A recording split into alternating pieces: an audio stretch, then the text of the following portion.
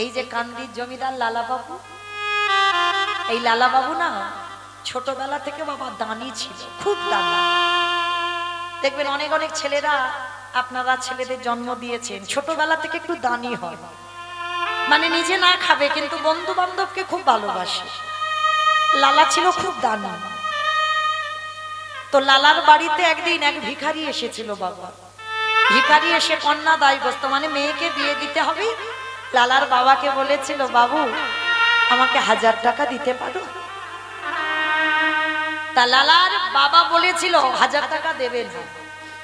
যেই না বলেছে দেবে না, লালার কানে গেল। লালা ছুটে এসে বাবার পা দুটো ধরেছে, বাবা তোমার তো কিছু অভাব নেই, সোনা দানা টাকা পয়সা জায়গা জমি তোমার ভরপুর।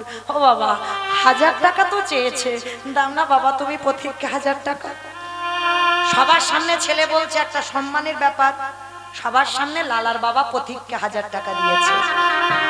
পথিক চলে যাবার পর লালাকে বলেছিল, লালা শোনো, ছেলে ছেলের মতো থেকো বাবা, তুমি এখন ছোট, যেদিন রোজগার করতে পারবে সেদিন তুমি লোকেদের ডেকে এনে দান করো, তার আগে নয়। যেই না লালার বাবা এত বড় কথা বলেছে, রোজগার করে দান করবে, সেই কথাটা ছোট্ট ছেলেটার মাথায় লেগে গেল। মনে রেখো বাবা, কৃষ্ণ ভজনে যদি তোমার মাও বাধা দেয়, শাস্ত্র বিধান দিয়েছে তুমি মাকে ত্যাগ করে দাও। এটা গ্রন্থ বলছে, এটা মৌমিতার কথা নয়। যদি তোমার কৃষ্ণ ভজনে মা বাধা দেয়, মাকে ত্যাগ করো। করেছিল না বাবা রামায়ণে? ভরতের মা কৈকেয়ীকে ত্যাগ করেছিল, কোনোদিন মা বলে ডাকেনি, মায়ের মুখ দর্শন করেনি, রামকে বনে পাঠালো বলে, তাহলে মাকে ত্যাগ করে দিল। দেখো, যদি তোমার বড় দাদা ছোট ভাই কৃষ্ণ ভজন করে, বড় দাদা হয়ে যদি তুমি ভাইকে কৃষ্ণ ভজনে বাধা দাও, সেই ভাইকেও ত্যাগ করে দাও। যেমন করেছিল বিভীষণ, রাবণকে ত্যাগ করে দিল। দেখো, যদি গুরুদেব, ভগবানের আগে গুরুদেব, গুরুদেবও যদি কৃষ্ণ ভজনে বাধা দেয়, সেই গুরুকেও ত্যাগ করে দাও। দিয়েছিল না বাবা বলি মহারাজ? শুক্লাচার্যকে ত্যাগ করে দিয়েছিল না? শুক্লাচার্য কিন্তু জানতো ওই যে বামন রূপী সে ভগবান, ত্রিপাদ ভূমি চেয়েছিল, ভালো করে বুঝতে পেরেছিল গুরুদেব যে ওটা ভগবান, আর বুঝতে পেরেও শিষ্যকে ভজনে বাধা দিয়েছিল। বারবার বলেছিল ও যেমন তেমন ছেলে নয়, বলি তুমি ত্রিপাদ ভূমি দান করবে না। বলি নিজে সংকল্প করেছিল, গুরুদেব তুমি জেনে গেছো ওটাকে, জানা সত্ত্বেও তুমি আমার কৃষ্ণ ভজনে বাধা দিচ্ছ। তবে আমি জানি গুরুদেব, তোমার বাক্য অমান্য করব মানে আমাকে নরকে যেতে হবে। আমি যাব, আমি নরকে যাব, কিন্তু গুরুদেব তুমি আমার কৃষ্ণ ভজনে যখন বাধা দিচ্ছ, আমি তো তোমার বাক্য পালন করব না। আমি তোমার বাক্য অবাধ্য হয়ে নরকে যাব বটে, কিন্তু আমি আজকের ওই বামনকে ত্রিপাদ ভূমি দেব। তাহলে গুরুকে ত্যাগ করে দিল, বাবাকে ত্যাগ করে দিয়েছিল প্রহ্লাদ হিরণ্যকশিপুরকে। তাহলে দেখেন, ভুরি ভুরি প্রমাণ, কৃষ্ণ ভজনে যারা বাধা দেবে সবাইকে ত্যাগ করা গ্রন্থ বলছে বাঞ্ছনীয়, কিন্তু কৃষ্ণ ভজন যেন ভুল না হয়। সব ত্যাগ করে দাও, কৃষ্ণ ভজন করতে হবে। আজকে যেই না বাবা, আমার কোথায় ছিলাম?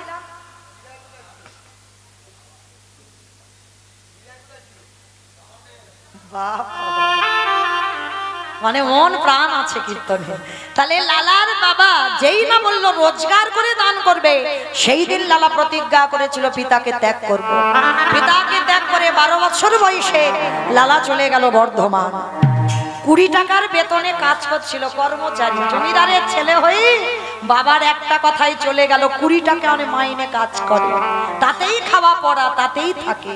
আর যেদিন লালার বাবার বার্ধক্য দশা এলো, ওই লালার বাবার চৈতন্য হলো, আমার একমাত্র বংশের প্রদীপকে আমি তাড়িয়ে দিলাম, কিন্তু আমি জানি আমার লালার এত জেদ, আমি বেঁচে থাকতে আসবে না। সবাইকে প্রজাদের বলে গেল, যেদিন আমি মরে যাব আমার লালাকে ফিরিয়ে আনিস তোরা। বাবা মরলো, তারপরে এসে লালা বাড়িতে দাঁড়ালো, জমিদারির কাজ চালনা করলো, যে যা চায় লালা তাই দিয়ে দেয়। দান ছত্র খুঁড়েছিল, কারোর কষ্ট কারোর অভাব দেখতে পেল না, কিন্তু একদিন একটা কথায় লালার চৈতন্য হয়ে গেল। বাবুজি বেলা যে যায় বাসনায় আগুন কামনা বাসনায় আগুন দিয়ে লালা ছুটলো বৃন্দাবন। আর বৃন্দাবনে যেতে গিয়ে বাবা পথের ধারে একটা পাথর নিয়ে মাথার বালিশ করেছে। পা বালিশ না হলে লালার ঘুম হতো না, পাথর নিয়ে পা বালিশ করেছে। কে যেন দৈববাণী করলো, লালা কৃষ্ণ ভজন করতে যাচ্ছিস, জমিদারি স্বভাব গেল।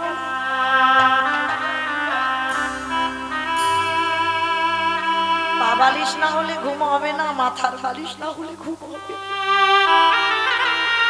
এই যে রাজকীয় স্বভাব ত্যাগ কর। ও লালা আমার একটা মন্দির করে দিবি লালা। লালা তখনই স্বপ্নে বলেছিল, প্রভু একদিন আমি জমিদার লালা ছিলাম, আমার প্রচুর অর্থ ছিল, কিন্তু প্রভু আজকে তো আমি জমিদার লালা নয়, আজ আমি ভিখারি লালা। এই লালা আমি কি বলেছি যে ইট বালি সিমেন্টে গেঁথে আমার মন্দির কর? আমি ওই মন্দিরে তো থাকি না বাবা, আমি থাকি কোন মন্দিরে জানিস? এই জগৎ সংসারে ভক্তের এই হৃদয় মন্দিরে আমি বাস করি। এই জগতে কোন ভক্ত যদি হৃদয় দরজা খুলে রাখে, আমি সেই ভক্তের হৃদয়ে বাস করি। নিতাই গৌর প্রেমানন্দে হরি বল হরি বল হরি। আজকে আমরা জানবো এই রুহিদাস একজন বৈষ্ণব সমাজের শ্রেষ্ঠ বৈষ্ণব হলো। আর মনে রাখতে হবে মা একটা কথা, খুব দামি কথা, বৈষ্ণব কোনো জাত নয়, এইটা সবার মাথায় রাখতে হবে। বৈষ্ণব হচ্ছে একটা ধর্ম, যে আমি নিচু জাতি বলে আমি বৈষ্ণব হওয়ার যোগ্যতা পাবো না, আর উঁচু জাত যারা তারাই যে বৈষ্ণব হবে এর কোনো নিয়ম নয়। বৈষ্ণব হচ্ছে একটা ধর্ম, জাত নয়। সে ছোট জাত হোক আর উঁচু জাত হোক, যেই জাত হোক, বৈষ্ণব হওয়ার অধিকার সবার। তুমি যদি অনুকরণ গুলো করতে পারো তাহলেই তুমি বৈষ্ণব হতে পারবে। সবার আগে ত্রিনাদ বিষ্ণু তরুরিব সহিষ্ণুনা অমানিনা মানদেন কীর্তনীয় সদা হরি। হৃদয়টা আগে ঘাসের থেকে আরো নরম করো। কেউ যদি তোমার এক গালে মেরে যায় আর একটা গাল বাড়িয়ে দিতে হবে। হাজার গালাগালি কটু কথা দেবে, তুমি মাথা তুলে একটা কথা বলবে না, কারণ তোমার হৃদয়ে কোনো লোভ লালসা কামনা বাসনা কিছুই থাকবে না, কোনো মোহ থাকবে না তোমার। আজকে লীলাটা শুনলে বুঝতে পারবেন মা, ভক্ত হলে আমাদের স্বভাব, আমাদের চরিত্রটা কেমন গঠন করতে হবে। একটু মন দিয়ে শুনবেন, কেমন অনেক কিছু জানতে পারবেন। সংসারী মানুষ তো আমরা, আর এই সংসারে থেকে কিন্তু কৃষ্ণ ভজন করলে সব থেকে তুমি বড় ভক্ত।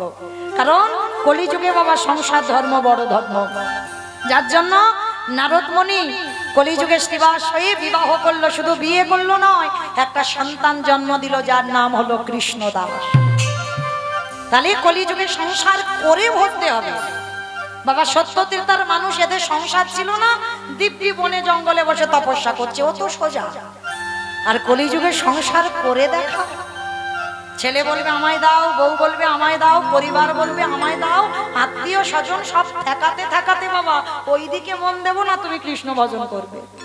আর যে সবকিছু সামলে কৃষ্ণ ভজন করে সেই হবে কলিযুগে বড় ভক্ত। তো চলো আজকে আমরা রুহিদাসের কথা শুনবো। এই যে রুহিদাস একটা মুচি ছেলে, ছোট জাত, যাকে সমাজ ঘৃণা করে মুচি বলে, কিন্তু সেই মুচির ছেলে কিনা বৈষ্ণব সমাজে শ্রেষ্ঠ হলো। আর শুধু শ্রেষ্ঠ নয়, ভগবান তাকে আখ্যা দিয়েছে ও বৈষ্ণব সমাজে শ্রেষ্ঠ। শুধু শ্রেষ্ঠ বলল নয়, সাক্ষাতে ভগবান তাকে দর্শন দিল। কিন্তু বাবা এই রুহিদাসটা হচ্ছে টাইটেল। যেমন আমি মৌমিতা ঘোষ মণ্ডল, এটা হচ্ছে টাইটেল, নামটা কিন্তু আমার মৌমিতা, নামটা তো আর আমার ওই ঘোষ মণ্ডল নয়। এই যে রুহিদাস, এর টাইটেলটা হচ্ছে রুহিদাস, এর নাম তো আছে, এর নাম হচ্ছে বাল্মীকি রুহিদাস। এর নামটা হচ্ছে বাল্মীকি, কিন্তু নাম বলে না বাবা কেউ, সবাই ওই ছেলেটাকে রুহিদাসই বলে ডাকে, মানে টাইটেলটা যেন তার নাম হয়েছে, কিন্তু না, এর নাম হচ্ছে বাল্মীকি। তো আজকে এই যে রুহিদাস একজন বৈষ্ণব সমাজে বৈষ্ণব হলো, শুধু বৈষ্ণব হলো না বাবা, সাক্ষাতে ভগবানের কৃপা পেল, আর কৃপা পেয়েও তাহলে ভগবানের এত কাছের মানুষ হয়ে তাহলে মা আজকের মুচির ঘরে জন্মালো কেন?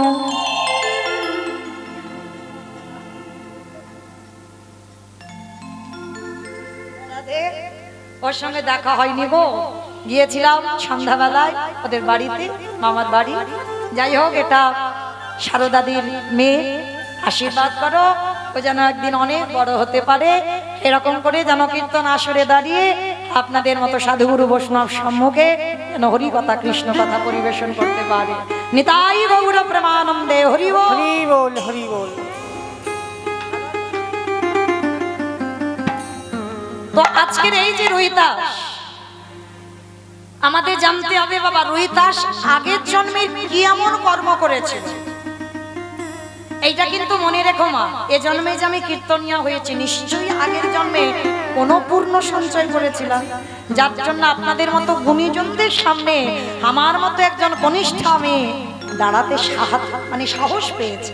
জন্মে কিছু তো কিছু না ছিল, ঠিক সেই রকম পূর্ব জন্মে কি এমন কর্ম করেছিল ওই রোহিতাস, যার জন্য মুচির ঘরে জন্মাতে হলো। আর এই জীবনে যারা ছোট কুলে নিচ কুলে জন্মায়, নিশ্চয়ই তো কোনো কুকর্ম থাকে। তো আজকের এই যে রোহিতাস কি এমন কর্ম করেছিল যার জন্য ছেলেটা আজকে মুচির ঘরে জন্মালো। চলো মা একটু মন দিয়ে শুনবে কেমন?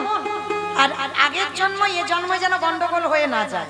চলো তাহলে রোহিতাসে আগের জন্মের কথা জানবো, তারপরে বুঝবো ছেলেটা মুচির ঘরে জন্মালো কি করে, অপরাধটা তার কি ছিল। চলো, এই রোহিতাস আগের জন্মে মাতৃগর্ভে থাকাকালে দৈব দুর্ঘটনায় রোহিতাসের আগের জন্মে বাবার মৃত্যু হয়ে গেল। বাবার মৃত্যুর পর গ্রামের লোকজনেরা মাকে সান্ত্বনা দিল। তখন ছেলেটা মাতৃগর্ভে ছিল। 10 মাস 10 দিন পর বাবার শোক ভুলে 10 দিন পরে যখনই ওই সন্তানের জন্ম দিতে যাবে, হঠাৎ দৈব দুর্ঘটনায় ওই ছোট্ট বাচ্চাটার মায়েরও মৃত্যু হয়ে গেল। গ্রামের লোকজনেরা সবাই বলে উঠলেন, এই সন্তানের লক্ষণ ভালো নয়। এই সন্তান গর্ভে থাকাকালীন ওর বাবাকে খেয়ে নিল, ওই সন্তানটা যেদিন জন্ম নিতে গেল ওর মাকেও খেয়ে নিল, তাহলে ওর লক্ষণ ভালো নয়। এই ওকে কেউ নিয়ে যাবি না তোরা বাড়িতে, কারণ যে সন্তানের বাবা মা চলে যায় সে তো সমাজে অনাথ হয়ে যায়। আর একদিনের বাচ্চা, তার কেউ নেই, বাবা তো আগেই মরে গেছে, জন্ম দিতে গিয়ে মা চলে গেল, আত্মীয় পরিজন বন্ধু বান্ধব কেউ নেই, গ্রাম প্রতিবেশীরা কেউ ছেলেটাকে নিতে চাইছে না। কেন? বলে ওর লক্ষণ ভালো নয়, ও যার বাড়িতে যাবে তার বাড়ি সবাইকে মেরে দেবে। কিন্তু মায়ের কাজটা তো করতে হবে, একদিনের বাচ্চা। সবাই মিলে পুটলিতে করে জড়িয়ে ওই মায়ের দেহটা নিয়ে শ্মশান ঘাটে গেল। শ্মশান ঘাটে গিয়ে বাবা মায়ের দেহটা চিতার উপরে সাজিয়ে দিয়েছে। একদিনের বাচ্চা, সে কি কিছু দেখতে পাচ্ছে না কিছু জানে। আর একটা কথা মনে রেখো মা, সন্তান জন্ম দিয়ে যদি কারো বাবা চলে যায়, মা কিন্তু মানুষ করতে পারে, কিন্তু সন্তান জন্ম দিয়ে যদি কারোর মা চলে যায়, মানুষ হবে। মানুষ হবে না যে সেটা নয়, কিন্তু মায়ের মতো ভালোবাসা, মায়ের মতো প্রেম তোমায় কেউ কোনোদিন দিতে পারবে না। বাবা ভালোবাসে, মাও ভালোবাসে, বাবার ভালোবাসা হলো ঐশ্বর্যে, আর মায়ের ভালোবাসা হলো মাধুর্যে। ছেলে নোংরা ধুলো মেখে আছে, মা কিন্তু বুকে জড়িয়ে নিতে পারে, সেটা বাবা পারে না। যার জন্য তো চৈতন্য মহাপ্রভু বাবার পরিচয়ে আসেনি, এসেছে মায়ের পরিচয়ে, সচিদানন্দন গৌরাঙ্গ সুন্দর। আর বাবার নাম ছিল জগন্নাথ মিশ্র, কিন্তু কেউ বলি না আমরা জগন্নাথ জগদানন্দন গৌরাঙ্গ সুন্দর, সবাই বলি সচিদানন্দন। কেন? আপনারা আমরা সবাই হলাম বাবার পরিচয়ে পরিচিত, আর ভগবান কেন মায়ের পরিচয় এলো? জগৎকে শিক্ষা দিল ভগবান, মা যেমন নোংরা ধুলো বিচার করে না, মা যেমন সহজে সন্তানকে কোলে জড়িয়ে নিতে পারে, যেটা বাবা পারে না। আমি কলিযুগের ভগবান, আমি যাব মায়ের পরিচয়ে পরিচিত হয়ে। কেন? এই কলির মানুষ এরা আমার সন্তান নোংরা মেখে আছে। কিসের নোংরা? কামনা বাসনার নোংরা, কাম কাঞ্চনের নোংরা, বিষয় বৈভবের নোংরা, এদের হৃদয়টা ভরপুর। আমি যদি বাবার পরিচয়ে যাই, বাবা যেমন নোংরা বিচার করে কোলে নেয় সন্তান, আমি তো নিতে পারবো না।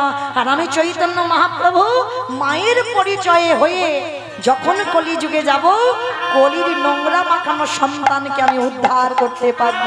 পিতাই গৌর হরি হরি বল, হরি বল। ওই জন্য তিনি হলেন সচিদানন্দন, মায়ের পরিচয়। তো আজকে এই ছোট ছেলেটার বাবা শুধু নয়, মাও চলে গেল। তাহলে যার যে সন্তান জন্ম দিয়ে বাবা মা দুজনেই চলে যায়, এই সমাজ তাকে কি বলে বাবা? অনাথ। সমাজ তাকে অনাথ বলে। ছোট্ট একদিনের বাচ্চাটাকে ওই শ্মশানে রেখে বাবার মায়ের দাহ কাজ করলো। আর দাহ কাজ যখন হয়ে গেল, সবাই বলা বলি করছে, দিদি এই যে এত সুন্দর ছোট বাচ্চা, নিয়ে যা না তুই, আমার ঘরে তো অনেক লোকজন, তুই নিয়ে যা। যাকে বলছে সে দূর দূর করে দিচ্ছে, বেরিয়ে যা, আমরা কেউ ও ছেলেকে নিয়ে যেতে পারবো না। ওরে বাবা, ওকে যদি ঘরে নিয়ে যাই আমাদের ঘরে সবাইকে খেয়ে নেবে, ওকে আমরা নিয়ে যাব না। তাহলে কি করবো ওই বাচ্চাটাকে? একটা কাজ করি, আই দিদি এই শ্মশানে ওকে শিগাল কুকুরে ছিঁড়ে খাই খাক, আমরা তো দেখতে যাব না, চল ওকে রেখে দিয়ে আমরা এখান থেকে পালিয়ে যাই। মানুষই তো স্বার্থপর হয় গো, পশু পাখিরা হয় না। কিন্তু সবাই চলে গেল, কিন্তু মনে রেখো, রাখে হরি মারে কি, আর মারে হরি রাখে কি। ভগবান যদি কাউকে মনে করে আমি রাখবো, কেউ নিতে পারবে? আর ভগবান যদি মনে করে আমি ওরে নেব, কারোর সাধ্য নয় মাতাকে ঘরে বন্দি করে রেখে দেবে। তুমি যদি বুকে আগলে রেখে দাও, ভগবান সময় হলে তাকে ঠিক তোমার বুক থেকে কেড়ে নেবে। তো আজকের একদিনের বাচ্চা ভগবান মনে মনে করছে, ভক্ত তুই যে ধরাই গেলি, আমাকে একটু ঘষে মেজে নিতে হবে না? আমায়রা ঘষে মেজে বলে এই রকম ঘষে মেজে নাই কেউ। জন্মের আগে যার বাবা চলে গেল, জন্ম নিতে গিয়ে যার মা চলে গেল, গ্রামের লোক সবাই দূর দূর করে তাড়িয়ে দেয়, বলে ওর লক্ষণ ভালো নয়। ভগবান বলে দাঁড়াও, এইবার তৃতীয়বারে পরীক্ষাটা নিতে হবে। ছোট্ট বাচ্চা কাপড় জড়িয়ে রেখে গেছে, সারা রাত বৃষ্টি হচ্ছে, সারা রাত একভাবে বৃষ্টি, আর সেই বৃষ্টিতে ওই বাচ্চা ছেলেটা সারা রাত ভিজেছে। একটা একদিনের বাচ্চা মা যদি সারা রাত বৃষ্টিতে ভোজে, সে কি বাঁচবে বলে মনে হয়? বাঁচে গো বাঁচে, সব তো তারই লীলা। ছেলেটা আর যে কাঁদবে, গলা থেকে কোনো আওয়াজ বার হচ্ছে না, শুধু ছি ছি করে আওয়াজ হচ্ছে।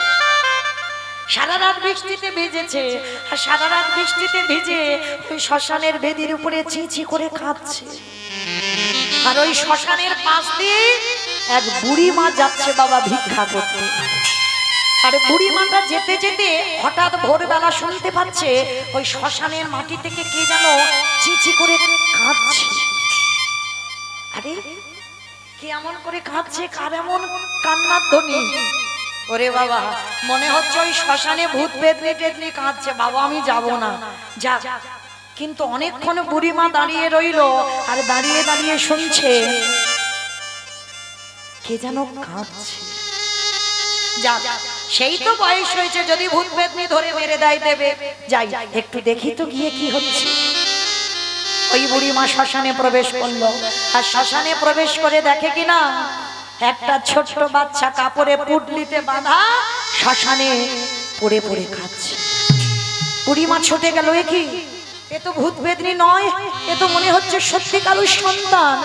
ছুটে গিয়েছে, বুড়িমাটা কোলে করে তুলে নিয়েছে, কোলে করে তুলে নিয়ে বলছে, আহারে কাদের ছেলে রে বাবা, তুই, তোর কি বাবা মানে এমন করে শ্মশানে ফেলে রেখে গেছে? বাহ ঠাকুর, ভালোই করেছো, সেই তো আমার কেউ নেই, আমি একা, আর এই পৃথিবীতে তুমি আমার কাছে কাউকে পাঠাওনি। তাহলেই হলো, আমারও কেউ নেই আর এই বাচ্চাটারও কেউ নেই, আজকে থেকে আমি ওকে মাতৃ স্নেহে মানুষ করব। মায়েরা ছোট্ট বাচ্চাটা জীবনটা কেমন তৈরি হচ্ছে দেখো। বুড়িমাটা নিয়ে গেল, সবাই তো আর খারাপ নয় গো, সমাজে কি সবাই খারাপ নয়? একদিনের বাচ্চা বলে উঠলো, তোর লক্ষণ যতই খারাপ হোক, আজকে থেকে তুই হবি আমার সন্তান। আমি যদি নাও খাই, আমি তোকে একটা কৃষ্ণ ভক্ত সন্তান তৈরি করব। মনে রাখতে হবে বাবা, মা তো তৈরি করে কৃষ্ণ ভক্ত সন্তান, বাবা কিন্তু নয়। বাবা হলো বীজ, মা হলো ক্ষেত্র বা মাটি। বীজটা রোপণ করা হলো, মাটিটা যদি নোনা লেগে যায় বাবা, মাটির ফসল জীবনেও ভালো হবে না। মনে রেখো মা, আগে আমাদের মতো মাটিকে ভালো করতে হবে। অনেক অনেক ভক্তরা প্রশ্ন করে, মৌমিতা তুমি শুধু মাটিকে যে বলছো, সবটাই কি মাটির দোষ? বলে হ্যাঁ, এটা তো আমার কথা নয়, শাস্ত্র বিধান দিয়েছে। আমার বাবাদের দাদা ভাইদের কোনো ভুল নয়, কোনো দোষ নয়, দোষটা তো আমাদের মতো নারীদের। আমরা তো সন্তান চাইতে জানি না, আগে তো চাইতে জানতে হবে, তবেই তো বাবা তুমি একটা কৃষ্ণ বলা পাখি পাবে, তুমি তো তবেই একটা সুযোগ্য সন্তানের মা হবে। আমরা কোনো তিথির জ্ঞান নাই, কোনো সময় নয়, কোনো বারব্রত নয়, তুমি যদি কিছু না মানো, তুমি সন্তানের মা, ভালো সন্তানের মা হবে কি করে? ভালো সন্তান নিতে গেলে স্বামীর কাছে আঁচল পেতে ভিক্ষা চাইতে হবে, যে তুমি আমার একটা কৃষ্ণ বলা সন্তান দাও। যদি বলেন বাবা এটা আমার কথা না, শাস্ত্র বিধান দিয়েছে দেখেন, তখন আপনারা আমার কথা শোনার পরে বুঝতে পারবেন আমার মাটিরই দোষ। যদি বলো কেন, দেখেন কশ্যপ মুনি বাবা, একটা মুনি ছিল যার নাম ছিল কশ্যপ মুনি। এই কশ্যপ মুনির 17টা স্ত্রী ছিল, তার মধ্যে 4টে ছিল পাট রানী মানে প্রধানা, আর এই 4টে রানীর মধ্যে দিতি, অদিতি, কদ্রু, বিনতা, 4টে ছিল পাট রানী। তাদেরকে রেখে 12 বছর চলে গিয়েছিল মা তপস্যায়, 12 বছর। তা 12 বছর যখন তপস্যায় গেল, এক যুগ 4টে রানী ঘরের দরজা জানলা বন্ধ করে বসে বসে কাঁদছে। কেন কাঁদছে? কিছু অসুখী নেই মা, সব সুখ আছে, কিন্তু একটাই অসুখী, কি জানো? সন্তানের জননী হতে চায়। তা কশ্যপ মুনি তপস্যা করছে, 4টে রানী যখন কাঁদছে, কশ্যপ মুনি কিছুতে তপস্যার বসতে পারছে না, বারবার ভঙ্গ হয়ে যাচ্ছে। তা কশ্যপ মুনি বাড়িতে ফিরে 4টে রানীকে ডেকেছে, বড় রানী, মেজ রানী, সেজ রানী, ছোট রানী, এখানে এসো। কি ব্যাপার, তোমরা এমন কান্নাকাটি করছো ঘরে, আমার তপস্যায় বসতে পারছি না, বলো কি হয়েছে? স্বামী, আমরা সন্তানের জননী হতে চাই। বেশ, তবে শোনো, আমি তো যোগী পুরুষ, আমি কারোর ঔরসজাত সন্তান দিতে পারবো না, তবে আমার আশীর্বাদে তোমরা 4 জনেই মা হবে। কি করে? বলে আমি স্পর্শ করলেই তোমরা সন্তানের জননী হবে। যাও 4 জনে স্নান করে এসো। দিতি, অদিতি, কদ্রু, বিনতা 4 জনে স্নান করে এসেছে। আর যেই না স্নান করে এসেছে, মা একটু মন দিয়ে শুনবেন, আপনাদের বোঝার মতো কথা। তা 4টে রানী যেই না এসেছে, কশ্যপ মুনি প্রথমে ডেকেছে বড় রানী অদিতিকে, অদিতি এদিকে এসো, বলো তুমি কেমন সন্তান চাও? বড় রানী অদিতি করজোর করে বলছে, স্বামী, সন্তান যদি দিতে হয়, তুমি আমার আঁচলে এমন সন্তান দাও, যে সন্তানের জন্য যেন আমার জগৎ জোড়ার নাম ডাক হয়। মায়েরা চাওয়াগুলো শুধু দেখে নাও কিরকম চাইছে স্বামীর কাছে। কশ্যপ মুনি বলছে তথাস্তু, তাই হবে। তোমার গর্ভে যারা আসবে তারা হবে সবাই এক একটা দেবতা। দেবতাদের মা হলো অদিতি। এইবার মেজরানীকে ডেকেছে দিতি। ও মেজরানী, এদিকে এসো, বলো তুমি কেমন ছেলের মা হতে চাও? এবার দেখবেন মা এক নারী আর এক নারীকে হিংসে করে। একটা পুরুষ না একটা পুরুষকে যত না হিংসা করে, একটা নারী কিন্তু একটা নারীকে বেশি করে। তো এইবার বড় রানী তো আগে নিয়ে নিয়েছে। মেজরানী রেগে গিয়ে বলছে আমি আর কি চাইবো? তুমি তো বড়দিদির বেলা ভালোটা দিয়ে দিলে, আমার ভাগে আর কিছু আছে? আরে বাবা, তুমি বড়দিদির জন্য অত রেগে যাচ্ছ কেন? বলো না তুমি কেমন ছেলে চাও। আমি তো কথা দিলাম তুমি যেমন ছেলে চাইবে আমি তেমন ছেলে দেব। ঠিক আছে, তাহলে দিতে যদি হয় আমার এমন সন্তান দাও যেন বড়দিদির থেকে আমার ছেলেরা দ্বিগুণ শক্তিশালী হয়। চমকে উঠেছে কশ্যপ। তুমি এক নারীর হিংসায় জর্জরিত হয়ে তুমি আমার কাছে সন্তান চাইছো, বলশালী সন্তান। কথা দিয়েছি যখন দেব, তোমার গর্ভে যারা আসবে তারা দেবতাদের থেকে অনেক অধিক শক্তিশালী, যারা হবে এক একটা অসুর।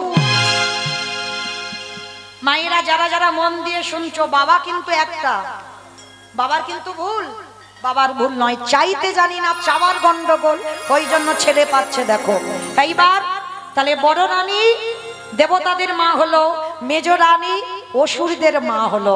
এই যে মহালয়ের সময় দেবতা আর অসুরদের যুদ্ধ হয় না, এরা কেউ অন্য কেউ নয়, সব তো ভাই ভাই। বাবাটা একটাই, মাগুলো শুধু আলাদা। চাওয়ার গন্ডগোলের জন্য ছেলে ওইভাবে তৈরি হয়েছে। তাহলে দুটো রানী হয়ে গেল। এইবার 3 নম্বরের রানীকে ডেকেছে। সেজ রানী, এদিকে এসো, এদিকে এসো। সেজ রানীটা কি বললাম না? কি বললাম? সেজ রানীটা কি? কদ্রু। বেশ, কদ্রু। কদ্রুকে ডেকেছে। কদ্রু বলো তুমি কেমন ছেলে চাও? আর সে তো দুটো রানী আগে নিয়ে নিয়েছে বাবা, সে 3 নম্বরের রানী, সে তো জ্বলছে। সে মাথার কেশ এলিয়ে দিয়েছে, পরনের বসন লুটছে, এলু থেলু বেশ রাগান্বিত হয়ে বলছে আমি আর কি চাইবো? তুমি তো বড় জনকে আগে দিলে, মেজ জনকে দিয়ে দিলে, আর 3 নম্বরেরটা বেলার ভালো কিছু আছে? আরে বাবা তুমি অত খেপে যাচ্ছ কেন? বলো না গিন্নি তুমি কেমন ছেলে চাও? আমি তো কথা দিয়েছি যাকে যাকে যে যেমন ছেলে চাইবে আমি তেমন দেব। ঠিক আছে, তাহলে দিতে যদি হয় বড়দিদির ছেলের মতো নয়, মেজ দিদির ছেলের মতো নয়, আমার গর্ভে এমন সন্তান দেবে যাকে দেখে বড়দিদির ছেলে নয়, মেজ দিদির ছেলে নয়, গোটা পৃথিবীর মানুষ যেন আমার ছেলেকে দেখে ভয়ে থরথর করে কাঁপে। সে আশীর্বাদ দেবে কি? কশ্যপ মুনি চমকে উঠে, সর্বনাশ! হ্যাঁ গো কদ্রু, তোমার গর্ভে যারা আসবে তাদেরকে দেখে সবাই ভয় পাবে, বলে হ্যাঁ আমার ওই রকম ছেলে লাগবে, দিতে হয় দাও, আর দিতে যদি না পারো তাহলে দিতে হবে না। এখন বাড়ির বউ রেগে গেলে কি হবে? ঠিক আছে রেগে যেও না, আমি দেব। শোনো, তোমাদের গর্ভে, তোমার গর্ভে অন্য কেউ আসবে না, যারা যারা আসবে তারা সবাই হবে এক একটা বিষধর সাপ। সাপেদের মা হলো কদ্রু। পৃথিবীতে যত রকমের সাপ আছে সাপেদের মা হলো কদ্রু। তাহলে মনে রেখো বাবা একটাই, মায়ের গন্ডগোলের জন্য কি হচ্ছে আজকে। তাহলে 3টে রানী হয়ে গেল। এইবার ওই ছোট রানীটা খুব আদরের রানী, আদর করে, কি যেন নাম বললাম? বিনতা। আদর করে স্বামী ডাকে অবিনো, বিনো। আর ছোটটা সে পিছনে দাঁড়িয়ে দাঁড়িয়ে কাঁদছে। এরা বড়রা নিয়ে নিয়েছে না, ছোটটা দাঁড়িয়ে কাঁদছে। তা কশ্যপ মুনি গিয়ে বলছে অবিনো, এ কি গো এইরকম দূরে দাঁড়িয়ে দাঁড়িয়ে কাঁদছো কেন? ও বুঝতে পেরেছি, তুমি মনে মনে ভাবলে বড় দিদিকে দিলাম, মেজ দিদিকে দিলাম, শেষ দিদিকে দিলাম, তোমার ভাগে আর কিছু নেই, এই জন্য কাঁদছো। না সাবধান, নারী কিন্তু সব চরিত্রগুলো দেখে। দেব না এখানে এত নারী আছে মানে বাবা সবাই একরকম। সবাই সব রকম, তাই না?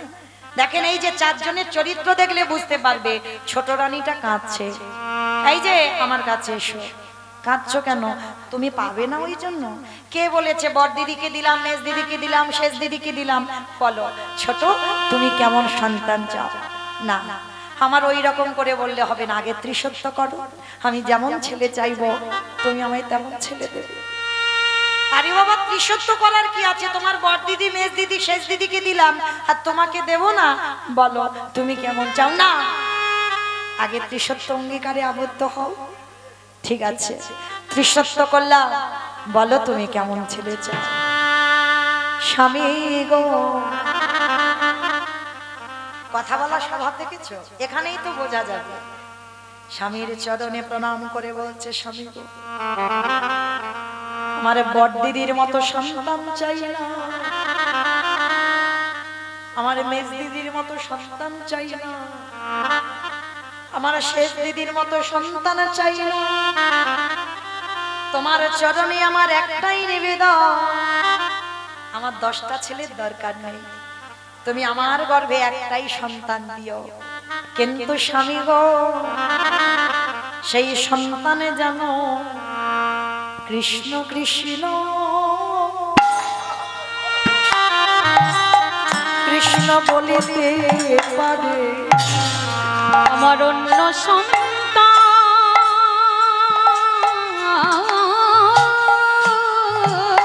আমি যেন অন্তিমে কালে ওই নামটা যেন শুনতে পাই।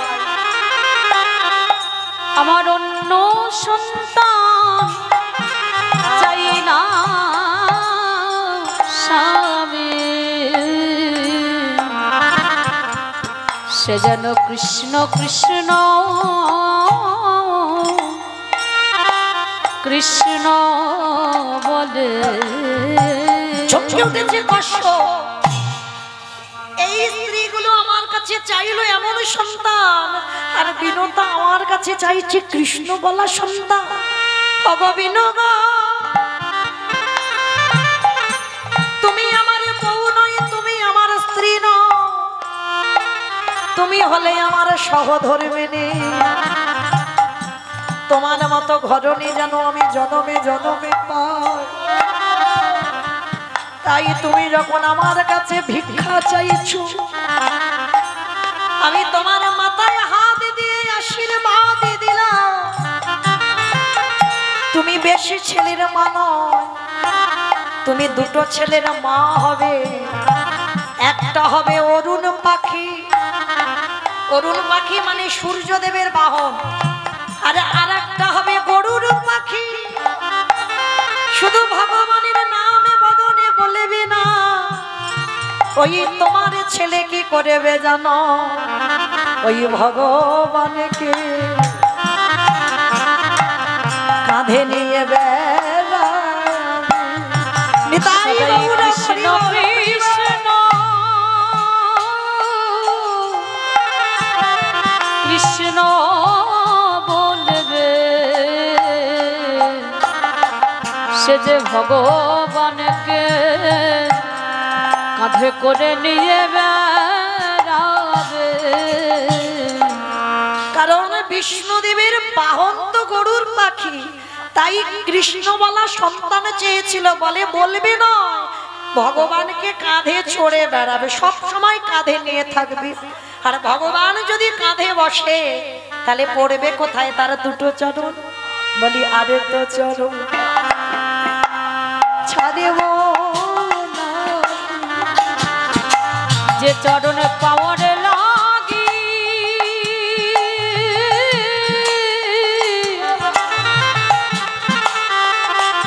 যে চরণে পাওয়ার লাগি আশা করে বসে আছি,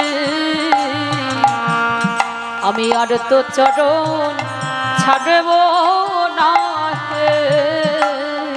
কশ্যপ মুনি বললেন, বিনোদা তোমার মতো মা যেন ঘরে ঘরে হয়। যদি কোনো মা সন্তানের কাছে ভিক্ষা চায়, আমার গর্ভে একটা তুমি কৃষ্ণ বলা পাখি দাও। বিধাতা অন্তিমে সময়ে যখন তোমার হবে, তুমি যদি কোনোদিন কৃষ্ণ চরণে ভুলে যাও, কোনোদিন যদি কৃষ্ণ নামে ভুলে যাও, তোমার ওই গরিবের সন্তানে যখন ভূমিষ্ঠ হবে, সে তোমার কানের কাছে কৃষ্ণ কৃষ্ণ কৃষ্ণ আমি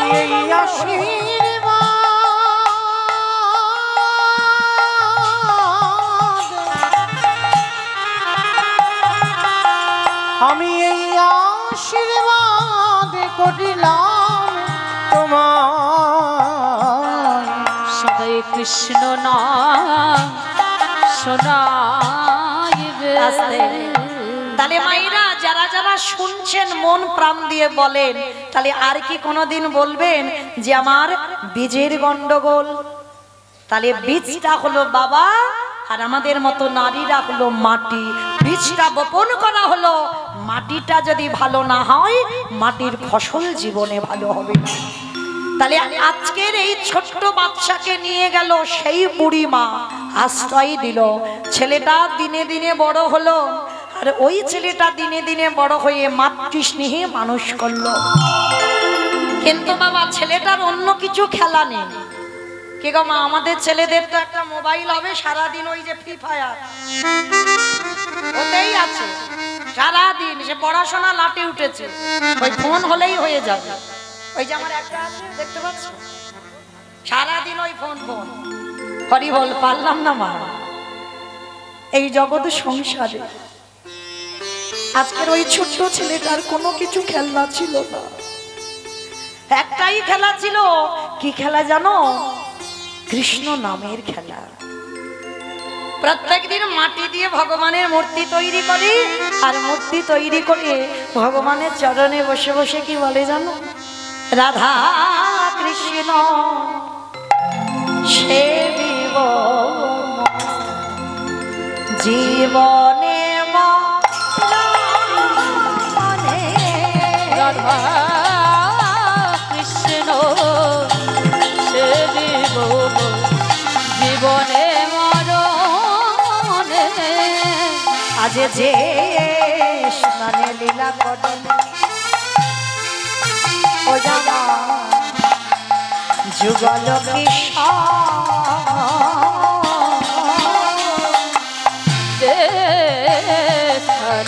লীলা করে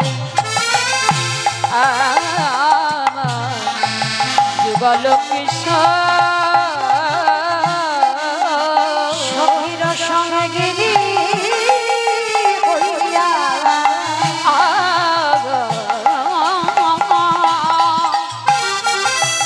সখীর সঙ্গিনী হইয়া আজ তাহে রাধা কৃষ্ণ সেবিব জীবনে মরণে। রাধা কৃষ্ণ সেবিব জীবনে মরণে। আজ বৃন্দাবনে নিত্য নিত্য গোটা নিতাই বল, হরি বল, হরি বল, হরি বল।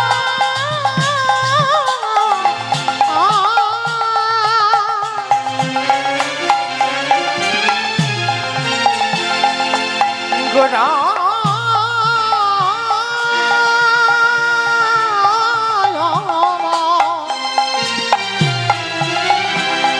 গোটা গোটা বৃন্দাবনে নিত্য নিত্য যুগল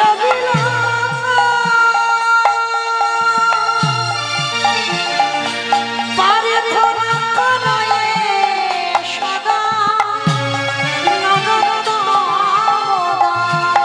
আজ প্রার্থনা করে সদাই নরোত্তম দাস। আমি ওই চরণে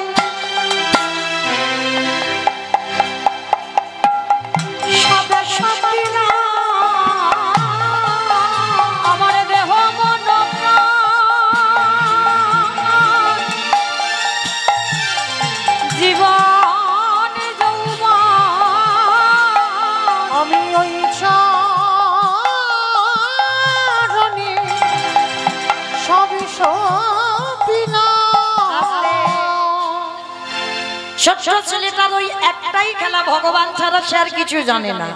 ভগবান মনে মনে চিন্তা করলো, আরে খোকা, প্রথমে তোর বাবাকে কেড়ে নিয়েছি, দ্বিতীয়বারে মাকে কেড়ে নিয়েছি, এইবার 3 নম্বরের পরীক্ষা, তৈরি হয়ে যা। এইবার হঠাৎ 3 দিনের জ্বরে যে বুড়িমা মানুষ করছিল, হঠাৎ 3 দিনের জ্বরে ওই বুড়িমার মৃত্যু হয়ে গেল। ছোট ছেলেটা চিৎকার করে বলে উঠলেন, মা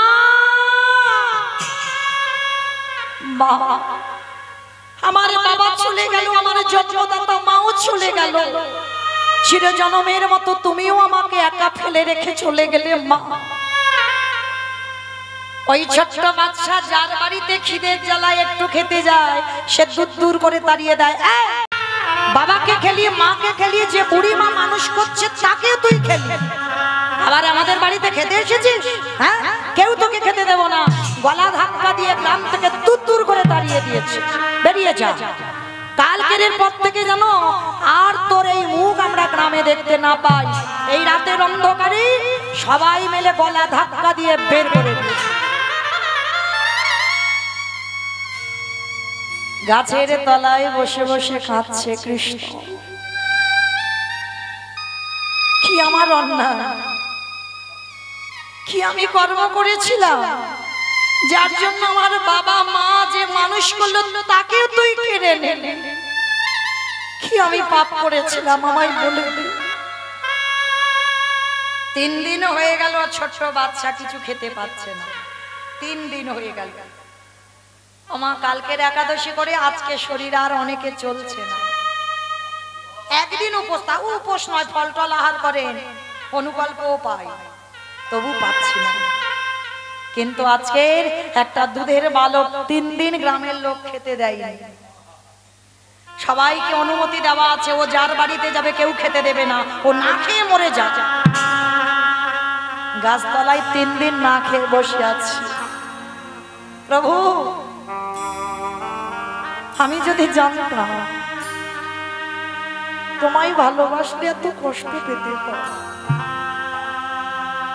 তোমায় যারা ভালোবাসে তাদের এত দুঃখ ব্যথা বেদনা পেতে হয়, আমি কোনোদিন ভালোবাসতাম না, আমি কোনোদিন তোমায় সেবা পূজা করতাম না। আমি তো বুঝতে পারিনি যে তোমার ডাকলে তার এই দুর্দশা। দয়া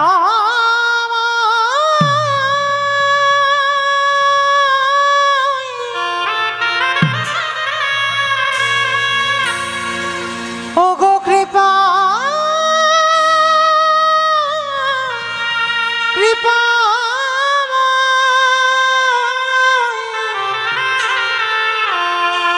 যে জনে তোমায় ভালো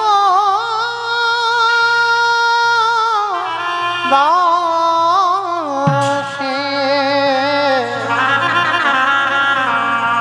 তারে কি এমনি করে কাঁদিতে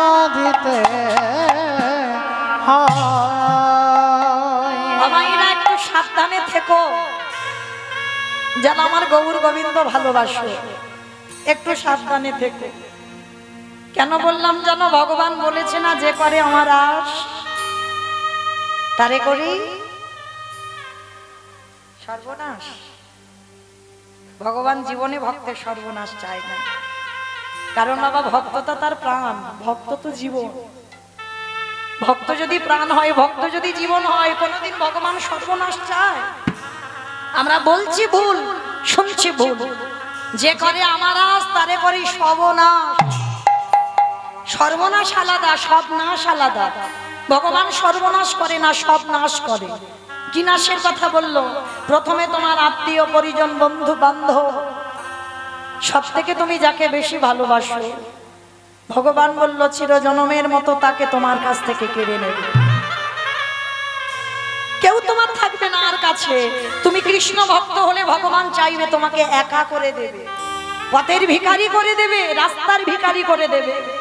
তোমাকে একাই জীবন কাটাতে হবে। তারপরে যদি তুমি তার চরণ না ছাড়ো, তারপরে ভগবান বললেন তাকে আমি আমার করে নিই। দেখেন আজকে ছেলেটার উপরে কেমন পরীক্ষা। দেখেন এতটুকু দুধের বালক, বাবা চলে গেল, মা চলে গেল, যে মানুষ করলো তাকে নিয়ে নিল। আর গ্রামের লোক সবাই ঘৃণা করে। গ্রামের লোকে সবার ধারণা ওই ছেলেটার লক্ষণ ভালো নয়, দূর দূর করে তাড়িয়ে দেয়। বসে বসে কাঁদছে আর বলছে, প্রভু আর বোধহয় আমি বেশিক্ষণ বাঁচবো না, কারণ 3 দিন খাইনি তো, আর চলতে পারছে না, আর শরীর চলে না, বড় কষ্ট, বড় জ্বালা। আমি চলে যাব প্রভু, কিন্তু যাওয়ার আগে বড় ইচ্ছা ছিল একবার তোমার রূপটা যেন আমি দেখতে পাই। গাছতলায় বসে বসে কাঁদছে, আর ওদিকে ভগবান মনে মনে ভাবছে, এই রে ভক্তকে কি আমি বেশি পরীক্ষা নিয়ে ফেললাম? ওকে 3 দিন খেতে দিইনি, আমি তো নিজেই 3 দিন খেতে পাইনি। কি বাবা, ভক্ত আছে বলে তো ভগবান সেবা পায়, ভক্ত যদি না থাকতো সেবা পেত। এই কজন ভক্তের মধ্যে এমন এমন ভক্ত আছে যে সেবা দিলে তবে আমার ভগবানের সেবা করে, আর যে সেবা না দিলে আমার ভগবানের খাওয়া হয় না, আমার ভগবান উপবাসে যায়। আজকে দেখেন ছেলেটা 3 দিন উপোস, 3 দিন কিছু খাইনি, আর আমার ভগবানও 3 দিন কিছু খাইনি। ভগবান মনে মনে ভাবছে, যাই একটু দেখে আসি আমার ছেলেটা কি বড্ড বেশি কষ্ট পাচ্ছে। ভগবান একটা বৈষ্ণব রূপ ধারণ করেছে, লাঠি ঠুকতে ঠুকতে এসেছে। এই খোকা, এই বাবা, আরে আমায় কিছু খেতে দিতে পারবি? হায় রে, যে নিজের পেটের ভাত জোগাড় করতে পারেনি, ভগবান তার কাছে আঁচল পেতে দাঁড়িয়েছে। ছোট ছেলেটা বললেন, বাবু আমি যে তোমায় খেতে দেব, তুমি কি জানো আমি তো নিজেই 3 দিন কিছু খেতে পাইনি। তাহলে আমি নিজে যখন খেতে পাইনি, আমি তোমায় কি দেব বলো? ও, তুইও আমার মতো 3 দিন খাসনি? শোন, তুইও 3 দিন খাসনি, আমিও 3 দিন খাইনি। একটা কাজ কর, তোর খাবার অভাব হবে না। ওই যে দূরে দেখা যাচ্ছে, ওইখানে রামানন্দ স্বামীর আশ্রম। যা, আজকে থেকে তুই ওই রামানন্দ স্বামীর আশ্রমে গিয়ে থাকবি। যা, চলে যা, আমি তোকে বলছি। জানো, আমি তো যার বাড়িতে যাই সে দূর দূর করে লাথি মেরে দাঁড়িয়ে দেয়, বলে আমার লক্ষণ নাকি ভালো নয়। আমি যার বাড়িতে যাই তার বাড়ি নাকি অমঙ্গল ঘটে, ওই জন্য তো আমাকে কেউ আশ্রয় দেয় না গো। এই ছেলে, আমি বলছি না তুই ওই আশ্রমে যা, দেখবি তোকে আশ্রয় দেবে। ছোট্ট ছেলেটা ধরে ধরতে পারলো না, চিনতে পারলো না। ছোট্ট ছেলেটা ছুটতে ছুটতে ওই গুরু রামানন্দের চরণে গিয়ে একেবারে আছাড় খেয়ে পড়েছে। আর যেই না আছাড় খেয়ে বলল, গুরু রামানন্দ স্বামী বলে বলেন, আরে কে? আরে পা ছাড়, পা ছাড়। এই নাম কি, বাড়ি কোথায়, থাকিস কোথায়, বাবা মাকে, আসছিস কোথা থেকে? অনেক প্রশ্ন। ছোট্ট ছেলেটার একটা উত্তর, গুরুদেব এই পৃথিবীতে আমার কেউ নেই। ও, তার মানে অনাথ? হ্যাঁ গুরুদেব, আমার আপন বলতে আর কেউ নেই। তা শোন, তুই যে আমার পা দুটো জড়িয়ে ধরলি, আমার আশ্রমে থাকতে গেলে কিছু নিয়ম মানতে হবে। নিয়ম বলো গুরুদেব, কি করতে হবে? আমি সেই করব। শোন, আমার আশ্রমে থাকতে গেলে তোকে মাধুকুরি করতে হবে। আর মাধুকুরির একটা নিয়ম আছে, তুই কারোর বাড়িতে গিয়ে অযাচিত ভাবে হাত পেতে চাইলে হবে না। রাস্তা দিয়ে যাবি, তোর এই গেরুয়া বেশ, কাঙাল বেশ দেখে কেউ যদি কোনো মা ঘর থেকে বাইরে এসে 3 মুষ্টি তোকে ভিক্ষা দেয়, সেই 3 মুষ্টি ভিক্ষা আমার আশ্রমে এসে রন্ধন করে দিবি, তবে আমি ভগবানকে ভোগ লাগাবো। 5 বছরের বাচ্চা বলছে, ঠিক আছে গুরুদেব, আমি মুষ্টি ভিক্ষা করব, আমি কারোর বাড়িতে গিয়ে কিছু চাইবো না। তবে শোন, যদি কোনোদিন অন্যথা হয়, সেদিন কিন্তু আমি তোকে এই আশ্রম থেকে দূর করে দেব। ঠিক আছে গুরুদেব, আমি কোনোদিন গুরু বাক্য অমান্য করব না, আজকে থেকে আমি প্রতিজ্ঞা করলাম। ছোট্ট বাচ্চাটা আশ্রয় পেয়ে গেল। ভগবান আশ্রয় তো দিয়ে দিল, কিন্তু আশ্রয় দিয়ে ভগবান মনে মনে চিন্তা করলো একে তো বেশি দিন এখানে রাখা যাবে না। ভক্ত যারা হয়েছে বেশি দিন এক জায়গা নয়, তাকে তো সমাজ তৈরি করতে হবে, তাই না? সমাজে যেতে হবে তাকে। মনে মনে চিন্তা করলো পরীক্ষা নিতে হবে। হঠাৎ ভগবান ডাক দিল, পবন দে, ইন্দ্র দে, বরুণ দে, তোমরা এমন করে ঝড় বৃষ্টি তোলো যে ঝড় বৃষ্টিতে ওই দুধের বালক যেন আর বেরোতে না পারে। তবে মনে রেখো যেন আমার ভক্তের অঙ্গে আঘাত যেন না লাগে। যেই না ভগবানের ইঙ্গিত পেল, সঙ্গে সঙ্গে ঝড় বৃষ্টি বজ্রপাত, এত ঝড় বৃষ্টি হচ্ছে বাবা, সেই ঝড় বৃষ্টিতে কেউ আর বাড়ি থেকে বেরোতে পারছে না। আর এদিকে গুরুদেব শিষ্যকে আদেশ দিয়েছে, এই খোকা, এখনো তুই আশ্রমে বসে আছিস, মাধুকরীতে যাবি না? যাচ্ছি গুরুদেব। এই এত ঝড় বৃষ্টিতে শোন, আমি তোকে বলেছিলাম আমাকে মুষ্টি ভিক্ষা করে এনে দিতেই হবে। ঠিক আছে গুরুদেব, আমি এক্ষুনি যাচ্ছি। ওই ঝড় বৃষ্টি বাদল মাথায় নিয়ে ছোট্ট বাচ্চাটা বেরিয়ে পড়লো। আর ওই বেরিয়ে যে রাস্তা দিয়ে যাচ্ছে, কে দেখবে বাচ্চাটাকে, আর কে বা মুষ্টি ভিক্ষা দেবে? সারা গ্রাম ঘুরতে ঘুরতে কেউ মুষ্টি ভিক্ষা দিচ্ছে না। ছোট্ট ছেলেটা মনে মনে চিন্তা করলো, গুরুদেব তো আশ্রমে বসে আছে, গুরুদেব কি দেখতে পাচ্ছে? আমি যাই, ওই জমিদার বড় লোকের বাড়ি থেকে দুটো চাল ডাল একটু চেয়ে আনি। কেন ছেলেটার মনে এই ধারণাটা জাগবে, আর কেন ছেলেটার আজকের কি পরিণতি হবে এ তো জানে না। যারা যোগী পুরুষ হয় বাবা, ঘরেতে বসে ধ্যানা যোগে সবকিছু দেখতে পেয়ে যায়। এইবার জমিদার বাড়িতে গিয়ে ওই ছোট্ট বালক চাল ডাল আলু সবজি পুটলিতে বেঁধে নিয়েছে। আশ্রমে ফিরে এসেছে, যেমন রোজ রন্ধন করে দেয় আজও দিয়েছে। গুরুদেব পারসটা সাজিয়ে ভগবানকে ভোগ নিবেদন করেছে। আর এই রামানন্দ স্বামী আসন পেতে দেয়, ডালাটা নিবেদন করে, ধ্যানাযোগে দেখতে পায় ভগবান আসনে বসে প্রসাদ পাচ্ছে। এতটা সাধনার শক্তি ছিল, কিন্তু আজকে শিষ্য ডালা সাজিয়ে দিল, নিবেদন করলো, কিন্তু ভগবান আসনে বসছে না। ধ্যানাযোগে দেখছে কিছুতে, কি আমার প্রভু বসছে না কেন আসনে? তবে কি আমার কোনো এই ডালাতে ত্রুটি হলো? সে পারসটা ফেলে দিয়ে গেছে, আবার নতুন করে পারস সাজিয়ে আবার নিবেদন করেছে। ধ্যানাযোগে বসে দেখছে ভগবান আসনে বসছে না। ধ্যানাযোগে ভক্ত প্রশ্ন করলো, প্রভু কি আমার অপরাধ, কি আমার অন্যায়, যার জন্য তুমি আসনে বসে সেবা করছো না? সঙ্গে সঙ্গে ভগবান দৈব বাণী করলো, রামানন্দ, প্রতিদিন তুই আমায় মুষ্টি ভিক্ষা দিস বলে আমি তোর বাড়িতে প্রসাদ পাই। তবে শোন রামানন্দ, আজকে তোর শিষ্য ঘোর অন্যায় করেছে, আর আজকে থেকে আমি প্রতিজ্ঞা করলাম, আজকের পর থেকে তোর এই আশ্রমে আমি প্রসাদ পাবো না, পাবো না, পাবো না। চমকে উঠলো রামানন্দ, সঙ্গে সঙ্গে ডাক দিয়ে, চাই খোকা, এদিকে আয়। ছোট্ট বাচ্চা ছুটে এসেছে, গুরুদেব, গুরুদেব আমায় ডেকেছো?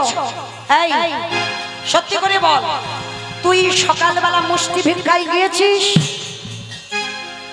আর দেখবেন মা, যারা বাচ্চা হয় খুব ছোট সোজা সরল হয় যারা, তারা মিথ্যাটা আগে বলে না, সত্যিটা আগে বলে ফেলে।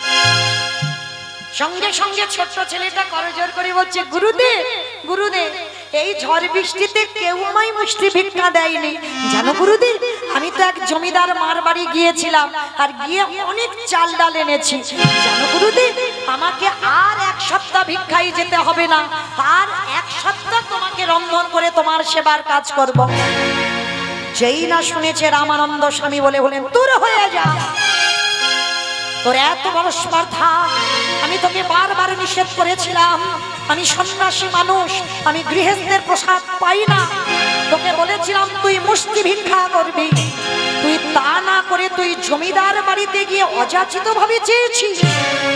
বেরিয়ে যা, এই মুহূর্তে তুই বেরিয়ে যাবি। চরণটা জড়িয়ে ধরেছে, গুরুদেব গুরুদেব আমাকে মারো, আমাকে মেরে মেরে ফেলে দাও, কিন্তু আমাকে চরণ থেকে ঠেলে দিও না। তবে রে যে শিষ্য আমার ভজনে বাধা দেয়, যে শিষ্য আমার কৃষ্ণ ভজন থেকে সরিয়ে দেয়, সেই শিষ্যকে আমি শিষ্য বলে গ্রহণ করি না।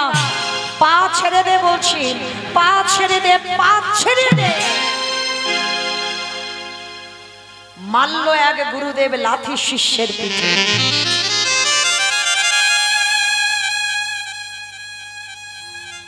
এত জোরে লাথি মেরেছে মা, পিঠে খড়মের চিহ্ন পড়ে গেছে। আচ্ছা বলো তো মা, কত জোরে একটা বাচ্চাকে লাথি মারলে তবে তার পিঠে ওই জুতোর চিহ্নটা পড়ে যায়? কত জোরে লাথি মারলে? ছোট্ট ছেলেটা গুরুদেবের চরণ ধরেছে, গুরুদেব আমাকে মারো, আমাকে মেরে মেরে ফেলে দাও, কিন্তু এই পৃথিবীতে তো আমার কেউ নেই, আমি কোথায় যাব তোমার চরণ ছেড়ে? আমি তোমার চরণ ছেড়ে কোথাও থাকতে পারবো না, আমাকে চরণ ছাড়া করো না গুরুদেব। তবে রে এত করে মারছি, এত করে বলছি, তুই আমায় পা ছাড়বি না? ছেড়ে দে বলছি, ছেড়ে দে পা। পা ছাড়ছে না। না গুরুদেব আমাকে মারো, আমি অন্যায় করেছি, আমাকে শাস্তি দাও, কিন্তু পা ছাড়তে বলো না। পা ছেড়ে দে বলছি। দিবি না? পা ছেড়ে দিবি না তো? তবে শোন, তোর মতো শিষ্যের জন্য আমার ভজন নষ্ট হয়ে গেল, তোর মতো শিষ্যের জন্য ভগবান আর এই আশ্রমে আসবে না, তোর মতো শিষ্যকে আমি চাই না। এই মুহূর্তে তোকে আমি অভিশাপ দিলাম, তোর জন্ম হবে একটা মুচির ঘরে। বলো না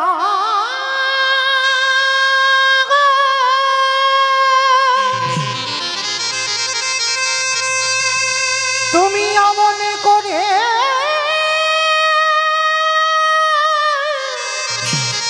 বলো না,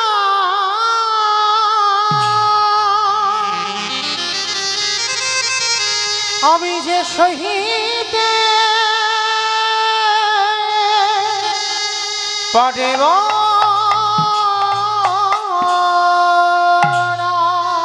তুই মুচির ঘরে যাবি, তুই ছোট জাত হয়ে জন্মগ্রহণ করবি, গুরু বাক্য অমান্য করার অপরাধে তোর নিজ কুলে জন্ম হবে।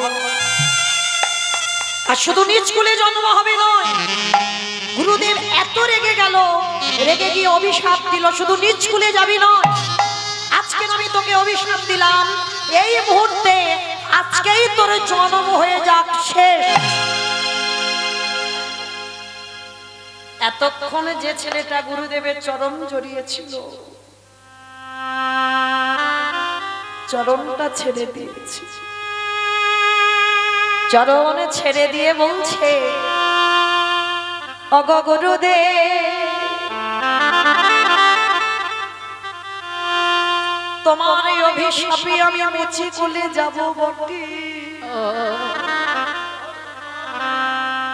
কিন্তু আমি রামে জানি না, আমি নারায়ণে জানি না, আমি কৃষ্ণ জানি না। হে দয়াল গুরুদেব আমার উচ্চ কুলে জন্ম হোক আর নিচ কুলে জন্ম হোক, তুমি আমার একটা আশীর্বাদ দিয়ে দাও গুরুদেব, আমি যেন গুরু চরণ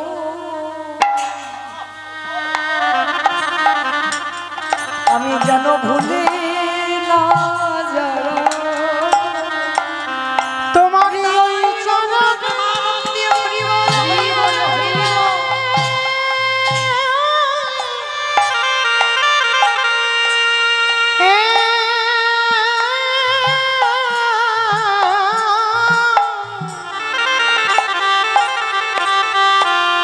তোমার ওই চরণে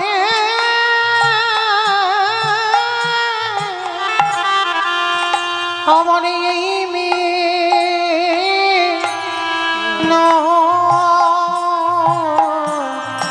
মিনতি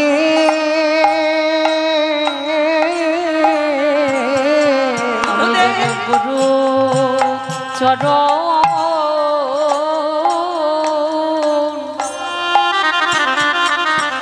চরণ ভুলে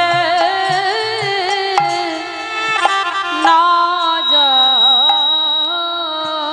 যেই না বলেছে গুরুচরণ যেন ভুলে না যায়, গুরুদেব চমকে উঠেছে।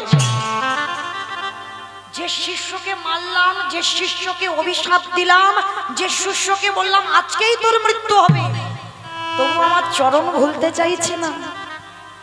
শিষ্যকে বুকে করে টেনে নিয়েছে।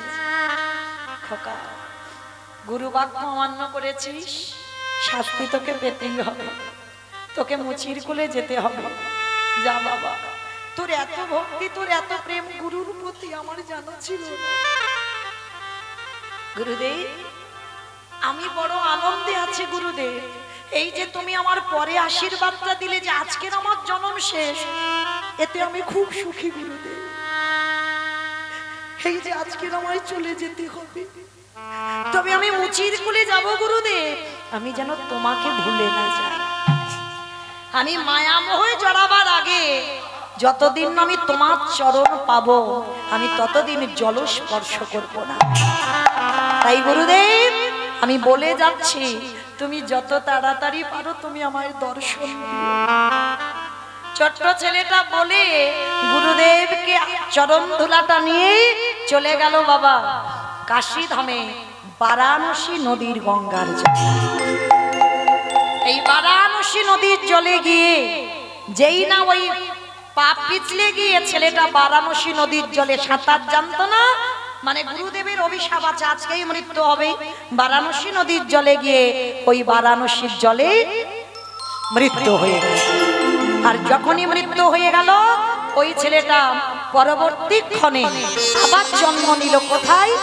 ওই বারাণসীর পাশে, যে জায়গাটা বড় ধন্যাতি ধন্য জায়গা। যত পাপ তাপ করি না কেন, যেখানে গেলে খণ্ডন হয়ে যাবে। যেখানে তুমি তোমার দেহ রাখবে বাবা, সশরীরে স্বর্গবাস হবে, যেটার দাম হলো কাশী ধামে। কাশী ধামে, কাশী ধামে জন্মে নিল ভক্ত রোহিতা। ও কাশী ধামে জন্ম নিল ভক্ত রহিলা। কাশী ধামে জন্মে নিল ভক্ত রহিলা। ও কাশী ধামে জন্ম নিল ভক্ত রহিলা।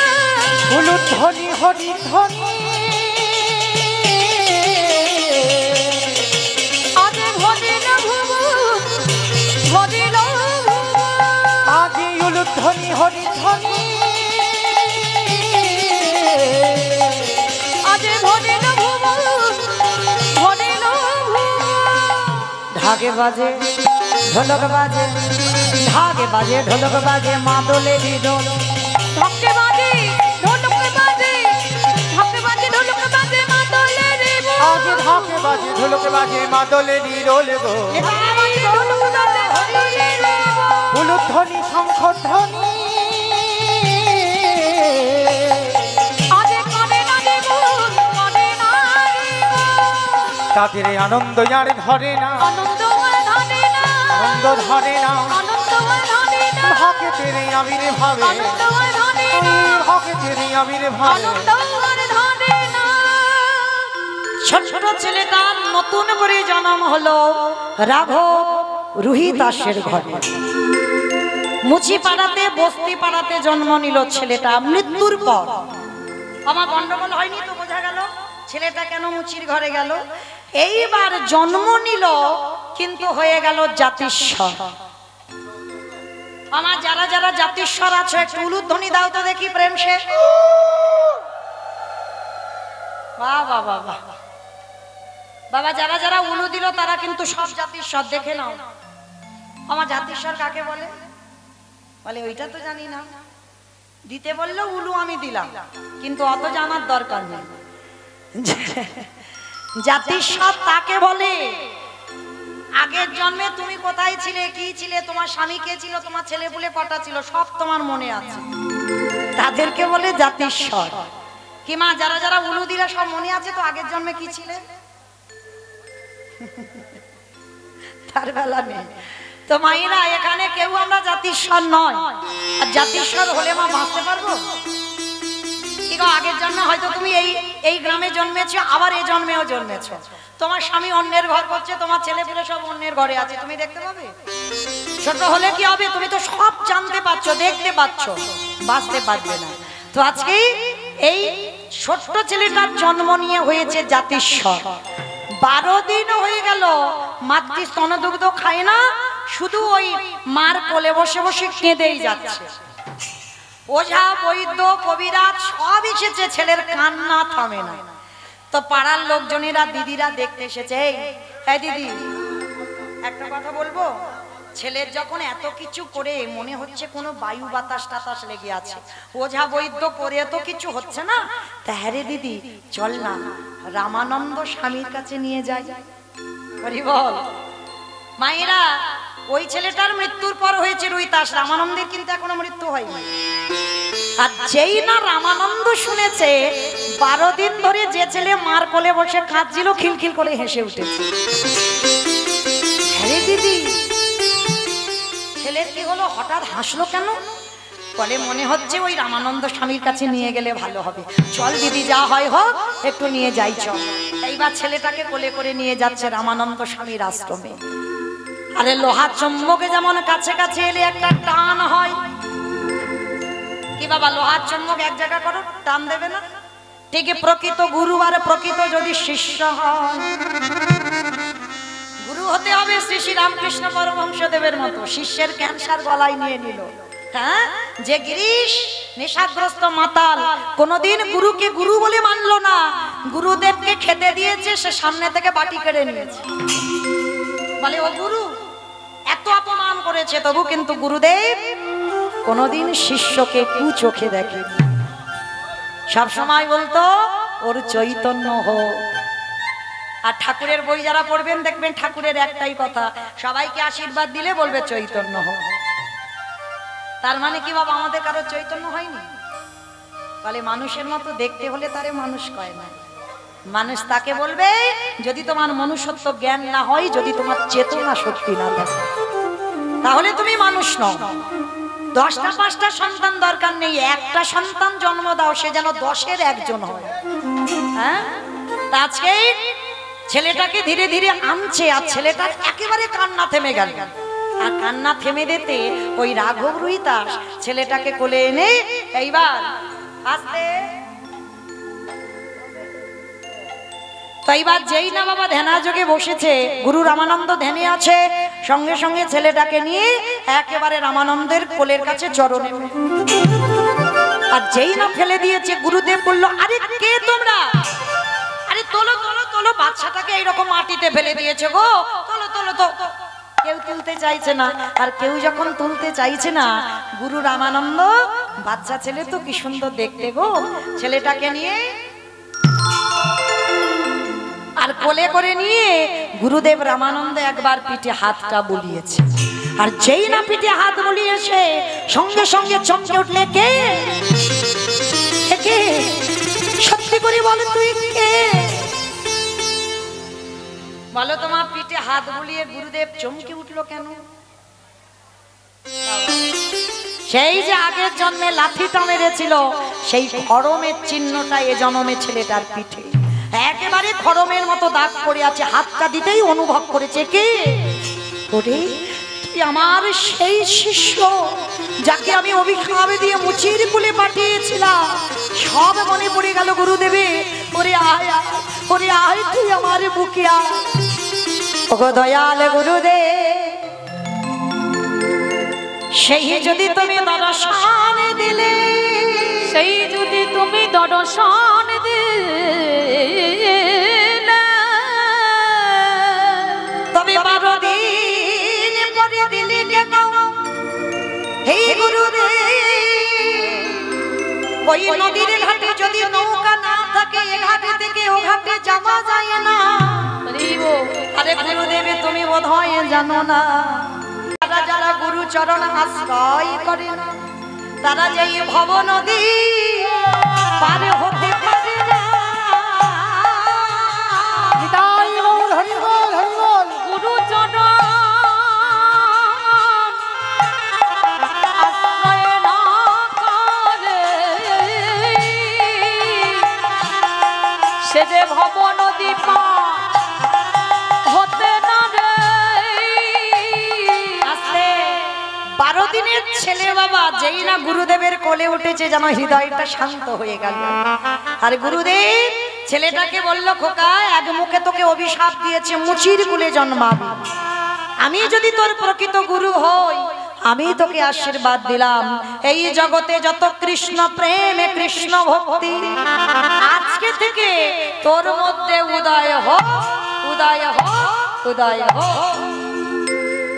এক মুখে অভিশাপ, এক মুখে আশীর্বাদ।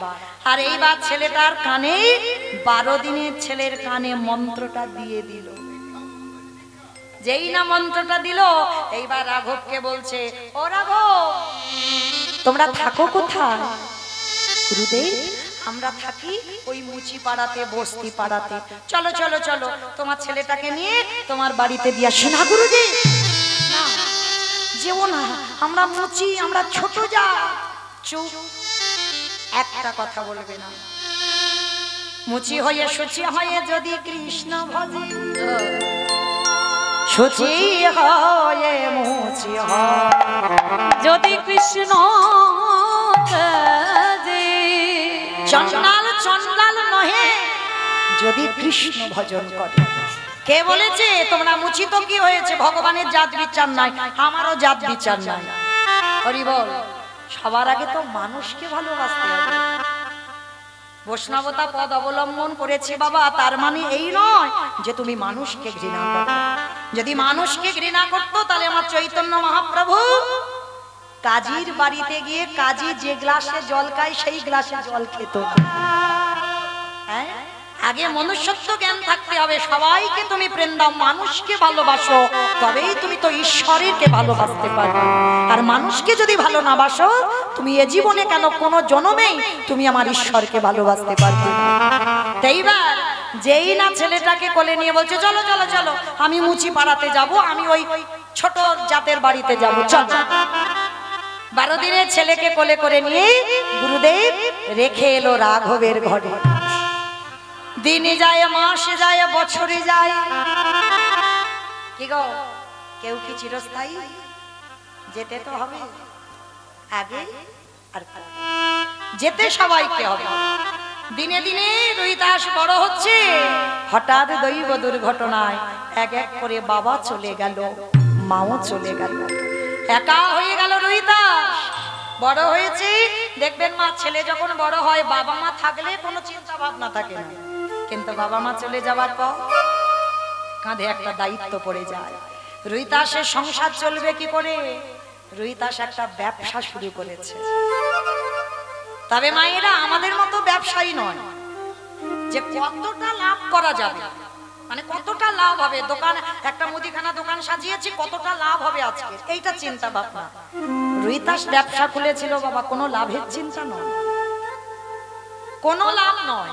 তার প্রতিনিয়ত চিন্তা ছিল 2 জোড়া করে জুতো বানাবে। জুতোর ব্যবসা খুলেছিল মুচি, তো 2 জোড়া করে জুতো বানাবে, আর 2 জোড়ার মধ্যে 1 জোড়া জুতো বিক্রি করে সংসার চালাবে, আর 1 জোড়া জুতো ফ্রিতে বিনামূল্যে ভক্তদের দিয়ে দেবে। রাস্তার ধারে মুচি বসে আছে, তো রোজ রোজ ওই 4টে করে জুতো বানায়, তাই 1 জোড়া দিয়ে দেয় আর 1 জোড়া বিক্রি করে। এর বেশি কিন্তু বাবা বানাবে না জুতো, যে আমার অনেক সময় আছে মানে আমি কি অনেকগুলো জুতো বানাবো, অনেক খদ্দের এসেছে মানে অনেক বিক্রি করবো, অত সোজা নয়। একটাই জুতো বিক্রি হবে। আর কেউ যদি চায় আর কেউ যদি নাও চায়, জোর করে তার হাতে ধরে পায়ে ধরে 1 জোড়া জুতো দিয়ে দেয়। এটা তার নিত্য সংকল্প।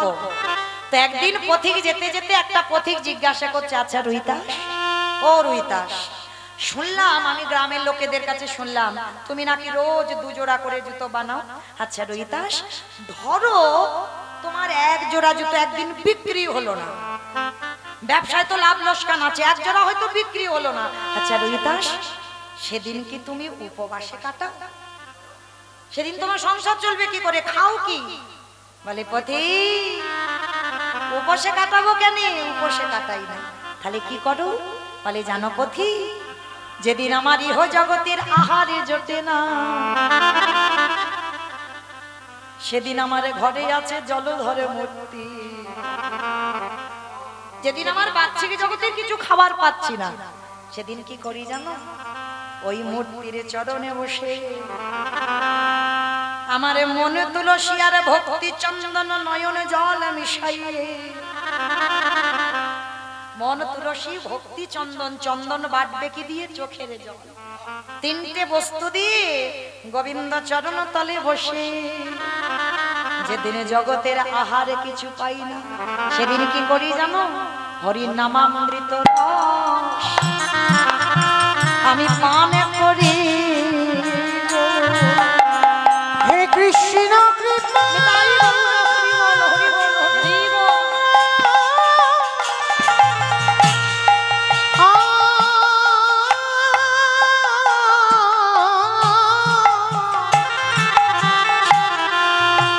হে কৃষ্ণ কৃপা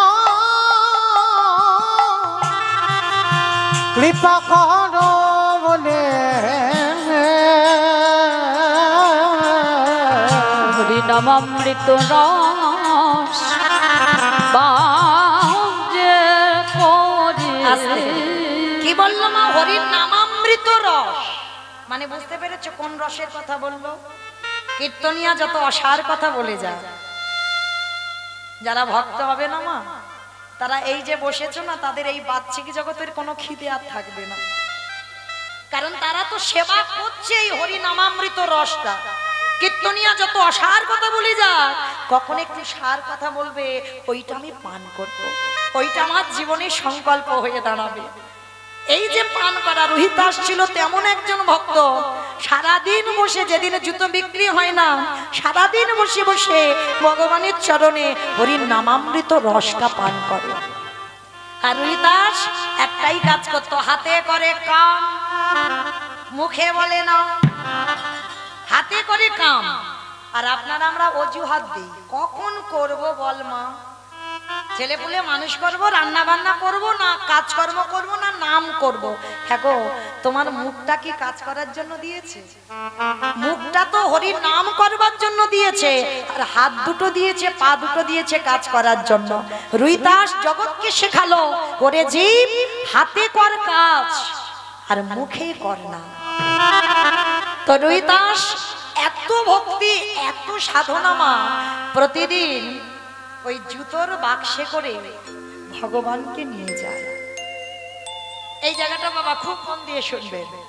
ওই জুতো, যারা জুতো সেলাই করে দেখবেন মুচি, তাদের কাছে একটা বাক্স থাকে না, আর ওই বাক্সের ভিতরে ফোঁড় থাকে, সুতো থাকে, তাই না? চামড়া থাকে, সুতো থাকে। তো রোহিতাসেরও একটা বাক্স ছিল। সারাদিন তো রাস্তার ধারে বসে রোদে বৃষ্টিতে জুতো সেলাই করতো। তো ভগবান বাড়িতে একা থাকবে, ওই জুতোর বাক্সের ভিতর করে শালগ্রাম শিলাটা নিয়ে যেত। একদিন আমার ভগবান স্বপ্ন দিচ্ছে রুইদাসকে, রুইদাস বড্ড কষ্ট হয় রে, তুই ওই যে চামড়ার গন্ধ, তো লোকেরা হেঁটে আসে, তাদের পা ধুলো, বড্ড কষ্ট হয়, পারিস না রুইদাস আমার জন্য একটা মন্দির করে দিতে? হায় রে, কাকে কি বলছে দেখো। এই কথাটা বাবা লালা বাবুকে বলেছিল। আজকে সেই লালার মতো আজকেরও রুইদাসকে ভগবান বলল, আমার একটা মন্দির করে দে, তোর হৃদয় মন্দিরে থাকতে চাই। লালা হরি বল। রুইদাসের এত ভক্তি, এত প্রেম, ভগবান বসে বসে কাঁদছে। রুইদাস তুই মুচি খুলে গেলি, কিন্তু তোকে তো জাতি তুলতে হবে, কিন্তু এই সমাজ তোকে মেনে নেবে না, সমাজ তোকে ঘৃণা করবে। না না না, আমাকে ওই ছেলেটাকে একটু জাতে তুলতে হবে, ওই ছেলেটাকে একটু বৈষ্ণবের সম্মান দিতে হবে, কিন্তু কি করে দেব? ভগবান চিন্তায় বসেছে। হঠাৎ পঞ্চ পাণ্ডব ছুটে এসেছে ভগবানের কাছে। কৃষ্ণ শাখা, কৃষ্ণ কি ব্যাপার? ও কৃষ্ণ, একটা প্রশ্ন করব। কি প্রশ্ন? ভগবান চোখের জলটা মুছে ফেলে বলছে, বলো কি প্রশ্ন? যুধিষ্ঠির মহারাজ বলছে, কৃষ্ণ কুরুক্ষেত্রের মাঠে পিতামহ ভীষ্মকে সরসজ্জায় দিলাম, অষ্টগুরু দ্রোণাচার্যকে বধ করলাম, কত রথী মহারথীকে মারলাম, আমার ভাইদের মারলাম, ভগ্নিপতিকে মারলাম, তাহলে এই যে আত্মীয় পরিজনদের মারলাম, এতে তো পাপ হয়েছে।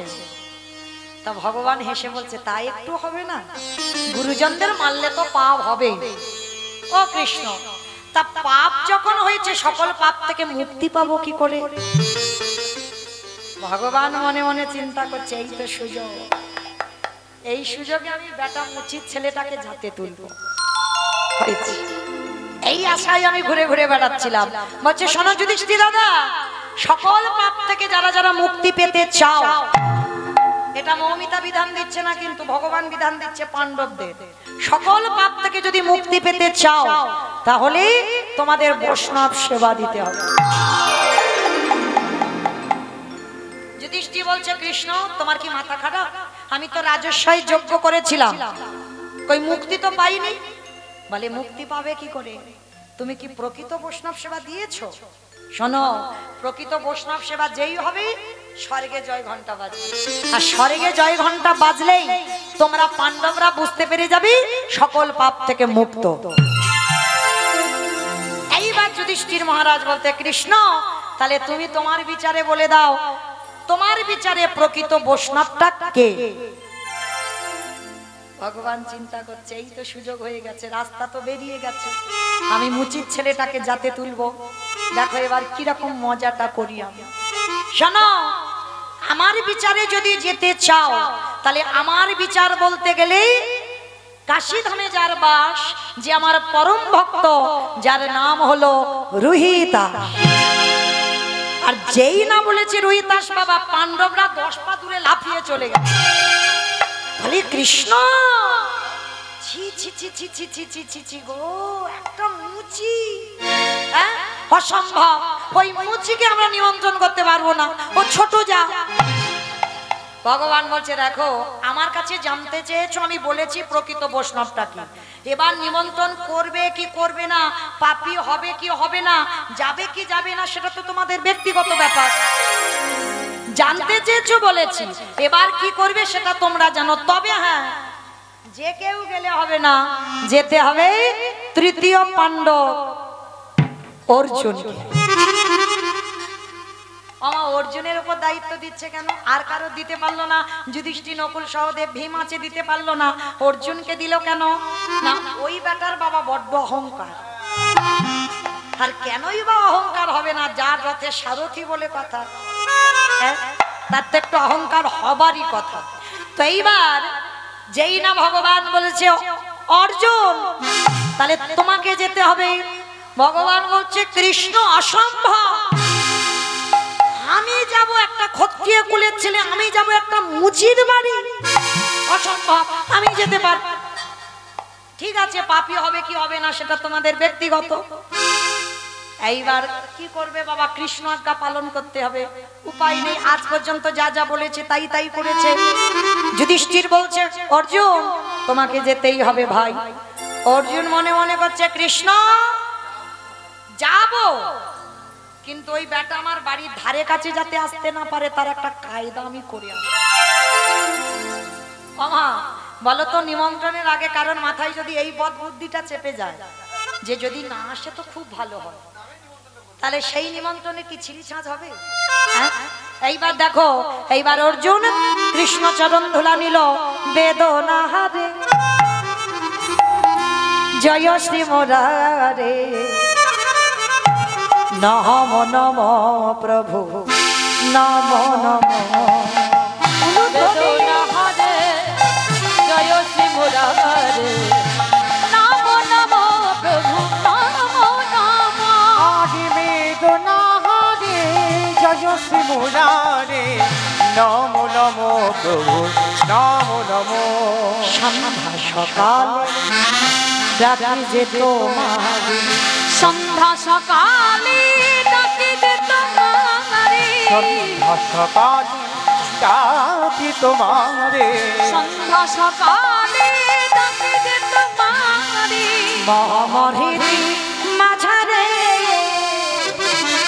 বেদনা হারে জয় শ্রী মুরারে, নম নম প্রভু নম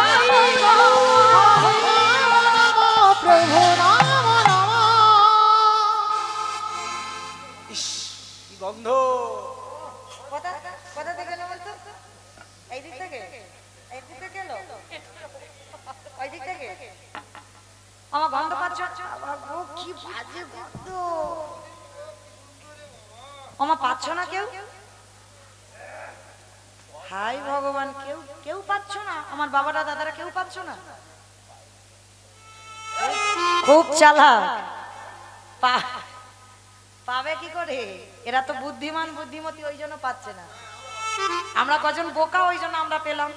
কারণ গন্ধ এখানে আসবে কেন? গন্ধ তো কাশিতে। অর্জুন যাচ্ছে তো মুচি পাড়াতে নিমন্ত্রণ করতে, আর যেই না মুচি পাড়াতে, বাবা গো কৃষ্ণ, তুই আমায় কোন নরকে এনে ফেললি বল? এই নরকে কি মানুষ আসে? আর যা না গন্ধ বাবা, তার দ্বিগুণ গন্ধ বের করছে আমার কৃষ্ণ কায়দা করে। বলে দেখো এবার কেমন মজাটা লাগে, ওর বড্ড অহংকার, এবার দেখো কি করে অহংকারটা চূর্ণ করি। এইবার এত দুর্গন্ধ বাবা, মানুষ সেখানে থাকতে পারবে না, নাকটা চেপে ধরেছে। আর সেই মুচি পাড়াতে গিয়ে ডাকছে, রুইদাস, ও রুইদাস। আর মুচি পাড়াতে বাবা চামড়া ভর্তি করা আছে, বড় বড় পোকা বাইছে। রুইদাস, আর যেখানে দাঁড়িয়ে ডাকছে সেইখানে তো একটা ছোট্ট কুড়ে ঘর, একটা তাল পাতার কুড়ির ঘর, তাল পাতার দরজা, আর তার ভিতরে বসে বসে হাতে করে কাম, মুখে বলে না। রুইদাস জুতো তৈরি করে যাচ্ছে আর মুখে কৃষ্ণ নাম করছে। আর এদিকে যেই নাম পার্থ ডাকছে, কি কেউ আমার নাম ধরে যেন ডাকছে না। তাড়াতাড়ি করে ওই পাতাটা সরিয়ে দেখে না তৃতীয় পাণ্ডব দাদা। পার্থ, আজ আমার কি সৌভাগ্য, যারে রথের সারথি আমার ভগবান, তার চরণ পড়েছে মুচি পাড়াতে। কৃপা করে আমার দুয়ারে এসো, আমার আজ বড় সৌভাগ্য, আজ আমার দিনটা বড় ভালো, আমার ঘরে পার্থ এসেছে। তাই যে তোমার সাহস তো কম নয়, আমি যাব তোমার বাড়ি। শোনো, আমার তো আসার ইচ্ছা ছিলই না, আমার নিমন্ত্রণ শিখে নাও, কারোর যদি কাজে লাগে। কিরকম নিমন্ত্রণ করছে দেখো। আমার তো আসার ইচ্ছা ছিল না, কৃষ্ণ বললো, ওই জন্য আমি এলাম। দেখো তুমি নাকি নতুন করে আজকাল বৈষ্ণব হয়েছো, তো শোনো, কালকের আমরা একটু ভক্ত সেবা দেবো, বৈষ্ণব সেবা দেবো, ওই জন্য তোমাকে নিমন্ত্রণ করতে এলাম। কিন্তু আমার ইচ্ছাতে নয়, কৃষ্ণ বলল, ওই জন্য এলাম। তো শোনো, বৈষ্ণব যদি হও তো তাহলে যেও, আর বৈষ্ণব যদি না হও, আমার বাড়ি লবণ অন্ন ধ্বংস করতে বাড়ির ধারে কাছে যাবে না।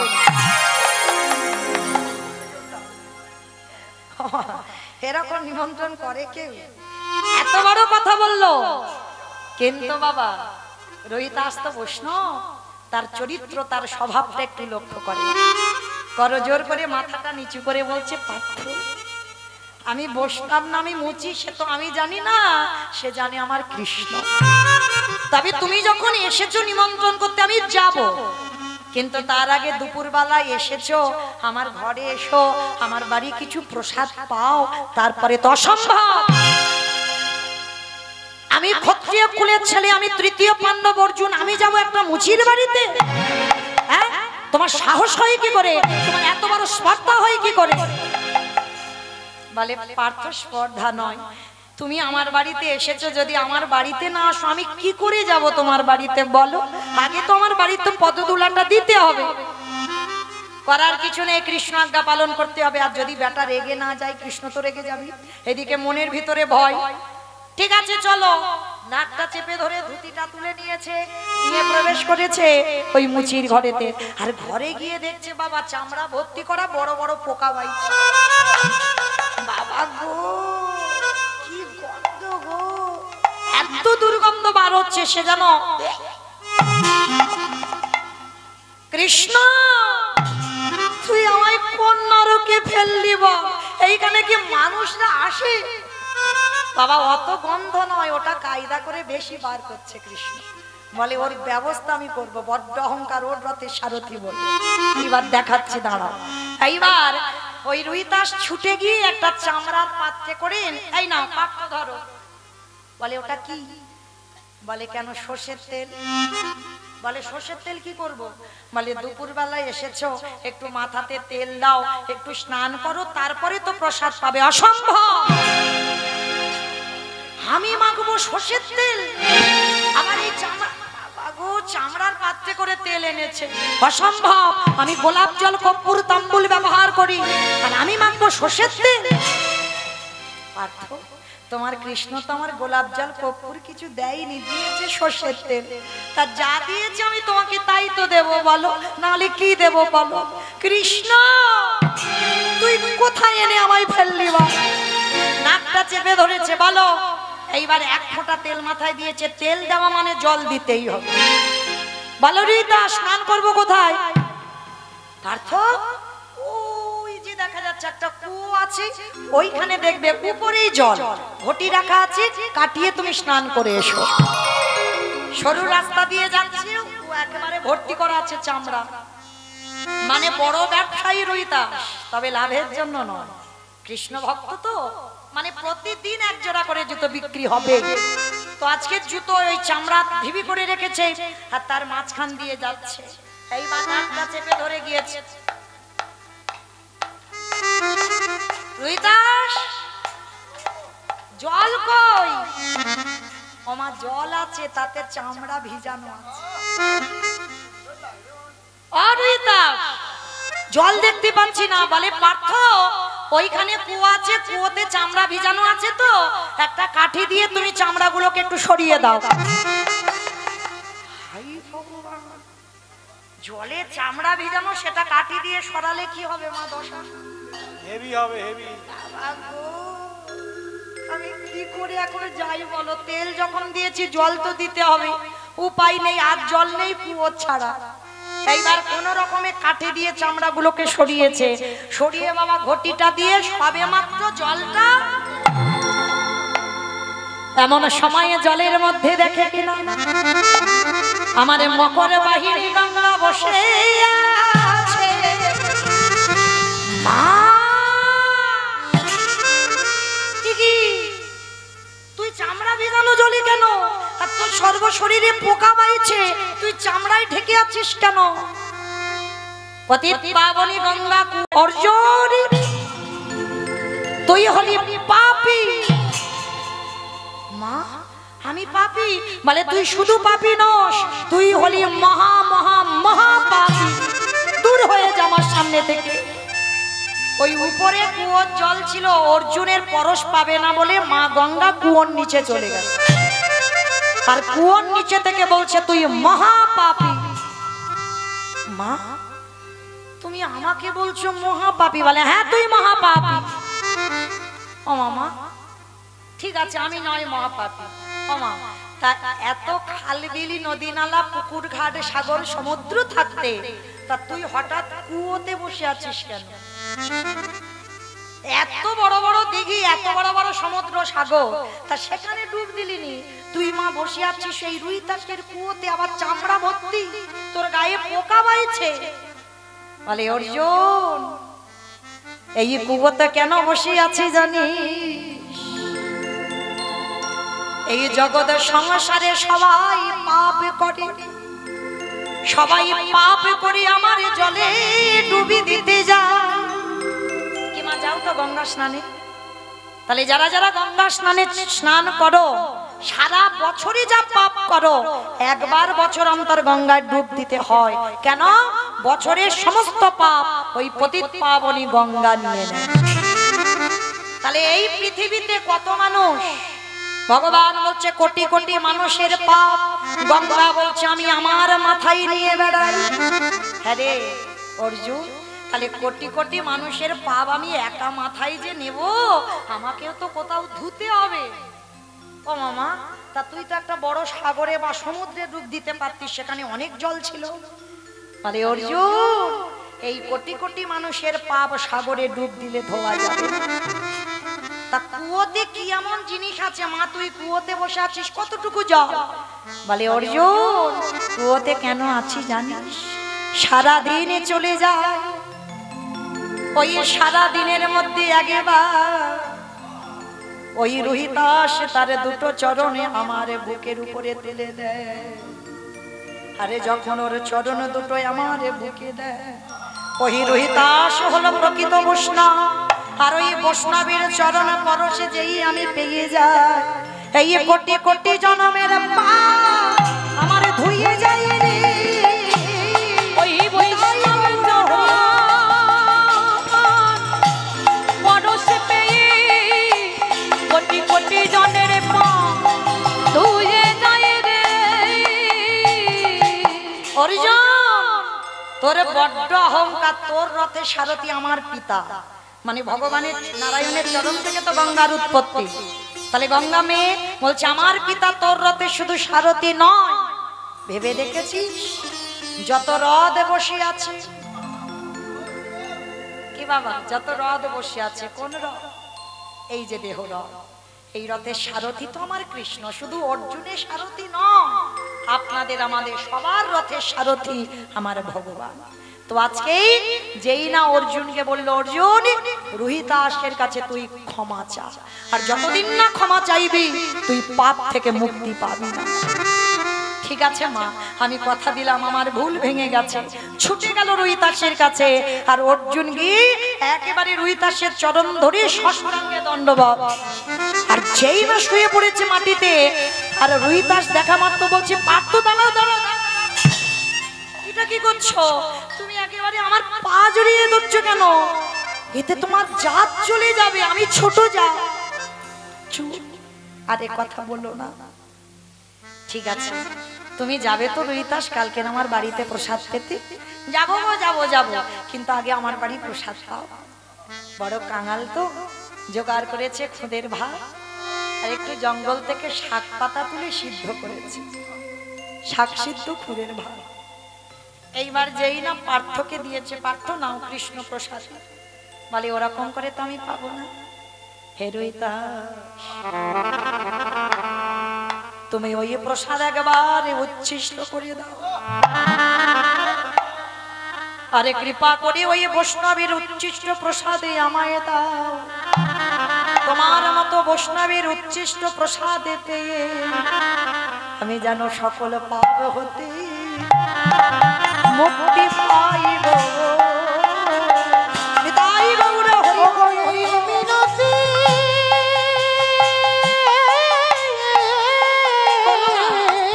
আমি ছোট জান, আমি মুছি গো, আমি মুছি। আমি এই মিনতি জানাই রাখিলাম, সকল পাপ হতে মুক্তি পাইব। এইবার রোহিতাসকে নিমন্ত্রণ করে অর্জুন ফিরল। শুধু রোহিতাসকে নয়, কাশীধামের আরো বড় বড় বৈষ্ণবদের নিমন্ত্রণ করে ফিরেছে। এইবার দেখেন মা কি মজার ব্যাপার, সমস্ত বড় বড় বৈষ্ণবরা গেছেন। মানে বড় বড় বৈষ্ণব কেন বললাম বাবা, অনেক অনেক বৈষ্ণবরা তো মানুষকে মানুষ মনে করে না, তাদেরকে বললাম, তবে সবাইকে নয়, অপরাধ নেবেন না। হরি বল। সেই কাশীধামের বড় বড় বৈষ্ণবরা তারা গিয়ে দেখছে একটা মুচি বসে আছে। এই গো, আমাদের বড় বড় বৈষ্ণবদের সঙ্গে ওই একটা মুচির ছেলেকে কে বললো? অর্জুন ছুটে এসেছে। দেখেন বাবা ঠাকুর, আমরা কেউ বলিনি, বলছে ওই কৃষ্ণ আদেশ করেছে, ওই জন্য নিমন্ত্রণটা করেছি। কৃষ্ণ আদেশ করেছে। এই সবাই গিয়েছে, গিয়ে বলছে এই তুই বৈষ্ণব, বৈষ্ণব যদি হই পইতে দেখা দেখি। আমার মুচিদের পইতে হয়, পইতে দেখা। তার রোহিতাস করজোর করে ভয়ে ভয়ে বলছে দেখো আমার যে পইতে দেখবে তোমরা চোখে দেখতে পাবে না, আমার পইতে দেখতে গেলে আমার এই হৃদয় চামড়াটা আগে কাটতে হবে, আমার হৃদয়ের ভিতরে তো পইতে আছে। এই চালাকি করছো আমাদের সঙ্গে, দাঁড়াও। এবার সবাই মিলে, সমস্ত বৈষ্ণব মিলে রোহিতাসের গায়ে থেকে নামাবলিটা টান মেরেছে, আর যেই না খুলে নিল ভগবান ওদিকে দাঁড়িয়ে দাঁড়িয়ে হাসছে, বলে বেটাদের জব্দ করছি দাদা। মাইরা পইতে কিসের হয়? টিনের টিনের সুতো, সুতোর পইতে হয়, সবাই আমরা জানি। আর যেই না নামাবলিটা কেড়ে নিয়েছে, সমস্ত ভক্তরা সাক্ষাতে দেখতে পেল রোহিতাসের গলায় আজ সোনার পইতা ঝলমল করে। ওই রোহিতাসে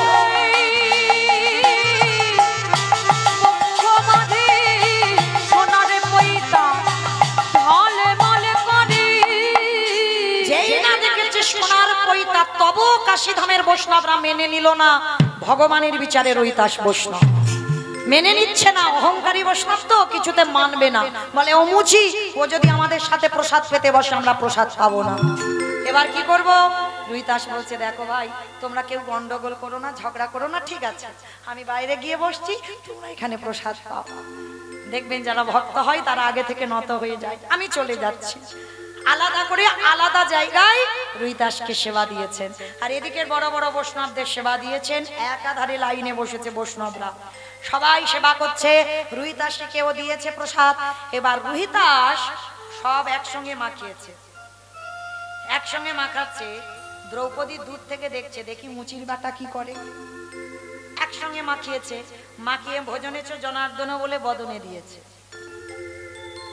সে ঘন্টা আর বাজে না, অর্জুন ছুটে গেছে, কৃষ্ণ সখা এটা কি হলো? তুমি তো বললে যদি প্রকৃত বৈষ্ণব সেবা দেওয়া হয় তাহলে স্বর্গের ঘন্টা বাজবে আর আমরা পাপ থেকে মুক্ত, তা ঘন্টা বাজলো না কেন? ভগবান নয়ন ইঙ্গিত করে বলল দ্রৌপদী ভুল করেছে। ভগবান তো অন্তর্যামী, সব বুঝতে পারে। দ্রৌপদী অন্যায় করেছে, ছুটে গেল দ্রৌপদীর কাছে, দ্রৌপদী সত্যি করে বলো, এই মুচির ছেলে রুহিদাসকে সেবা দিতে গিয়ে তোমার মনের ভিতরে কোনো দ্বিধা? বলে স্বামী দ্বিধা নয়, আমার শুধু খালি মনে হলো যে কত বড় বৈষ্ণব, আমি দ্রৌপদী রান্না করেছি, আলাদা করে 5টা তরকারি স্বাদ বুঝলো না, 5টা তরকারি স্বাদ বুঝলো না একেবারে আগে থেকে। বাবা ও হয়েছে, আমি বুঝতে পেরেছি, কিন্তু মা মনে রেখো, বৈষ্ণব যারা হবে তাদের প্রথমেই তো বলছে হৃদয়ে লোভ লালসা থাকবে না। ও মায়েরা, যারা যারা আমরা নিমন্ত্রণ বাড়িতে খেতে যাই, ধরো না আমার এই কমিটি দাদা ভাইরা আজকে আমরা নয় হবি স্বর্ণ পেয়েছি, কিন্তু আমার এই সম্প্রদায় কটা এরা তো পেয়েছে। আচ্ছা কি কি রান্না করেছিল? উচ্ছে ভাজা, ডাল, কুমড়ো ঘ্যাঁট, শুক পাতু কচু, চাটনি, এত দেখেছি। ও বেলা খেয়েছে, এ বেলা ভুলে গেছে, ভাত ধোয়াচ্ছ, কি দুর্গতি হবে। হরি বল। তো মাইরা তাহলে এতগুলো জিনিস হয়েছে, আচ্ছা কোনটা ভালো হয়েছে? ডাল। বাবু তো ভাত, এত তোমার কুমড়ো কুমড়ো কুমড়ো, তোমার শুক্তো, তোমার জল। আচ্ছা মা, এই যে এরা সেবা পেয়েছেন, আচ্ছা সবার কি একটা রকম ভালো লেগেছে? ভালো লাগেনি, কারো শুক্তো, কারো ডাল, হ্যাঁ এগুলো, কারো ভাত, এই যে ভালো লেগেছে। আচ্ছা তুমি কবার নিয়েছো? আমি ডাল 3 বার নিয়েছি। 3 বার নিয়েছে, তাহলে কি মনে হয় ও বৈষ্ণব? অল্প বয়স তো, বড় বৈষ্ণব। হরি বল। তাহলে এই যে আমরা যখন নিমন্ত্রণ বাড়িতে খেতে যাই, যেটা বেশি ভালো হয় সেটা কিন্তু বাবা দ্বিতীয়বারে চাই, চাই না? ডালটা হয়তো ভালো হয়েছে, ও বলছে 3 বার চেয়েছি, এই যে চাইতে পারবে। কিন্তু যারা বৈষ্ণব হবে অত সোজা নয়। এই যা কিছু তোমায় দেবে, এই যে ডাল, শুক্তো, চাটনি, পাঁপড় যাই হোক না কেন, যখনই দেবে কোনোটার বিষয়ে যেন তোমার লোভ না জন্মায়। ওই জন্য বৈষ্ণবদের একটা নিয়ম, ওই সব তরকারি একসঙ্গে অন্যের সঙ্গে মাখাতে হবে। সে চাটনি, দই, মিষ্টি, পাঁপড় সব একসঙ্গে তরকারি একসঙ্গে মাখাতে হবে। আর একসঙ্গে মাখালে বাবা দেখবেন তার একটা স্বাদ অন্যরকম, তার একটা রকম স্বাদ পাবে না। এই বৈষ্ণবে যারা হবে, এই যে অন্য জিনিসের প্রতি লোভ জন্মাবে, একবার চাইবো, তাহলে তো লালসা জন্মে গেল, হবে না। সব একসঙ্গে মাখাও, আর একসঙ্গে মাখি ভোজনে চ জনার্দন বলে বদনে দাও। এইটা হচ্ছে বৈষ্ণবদের নিয়ম। কিন্তু এ পৃথিবীতে বাবা যদি আপনাদের এই এলাকায় 100টা, মানে কম করে বললাম 100টা বৈষ্ণব খুঁজে পান, তার মধ্যে একটা মিলবে কি তা সন্দেহ, কিমা পাওয়া যাবে? কিন্তু বৈষ্ণবদের নিয়ম হচ্ছে এটাই, যা কিছু খাবে সব একসঙ্গে মাখাতে হবে। তো আজকে রুহিদাস তো সেই রকম বৈষ্ণব। এইবার অর্জুন বলছে দ্রৌপদী তুমি ভুল করে ফেলেছো, যাও রুহিদাসের জন্য রন্ধন করো। গঙ্গা স্নান করে পবিত্র হয়ে এইবার রুহিদাসের জন্য রন্ধন করেছে।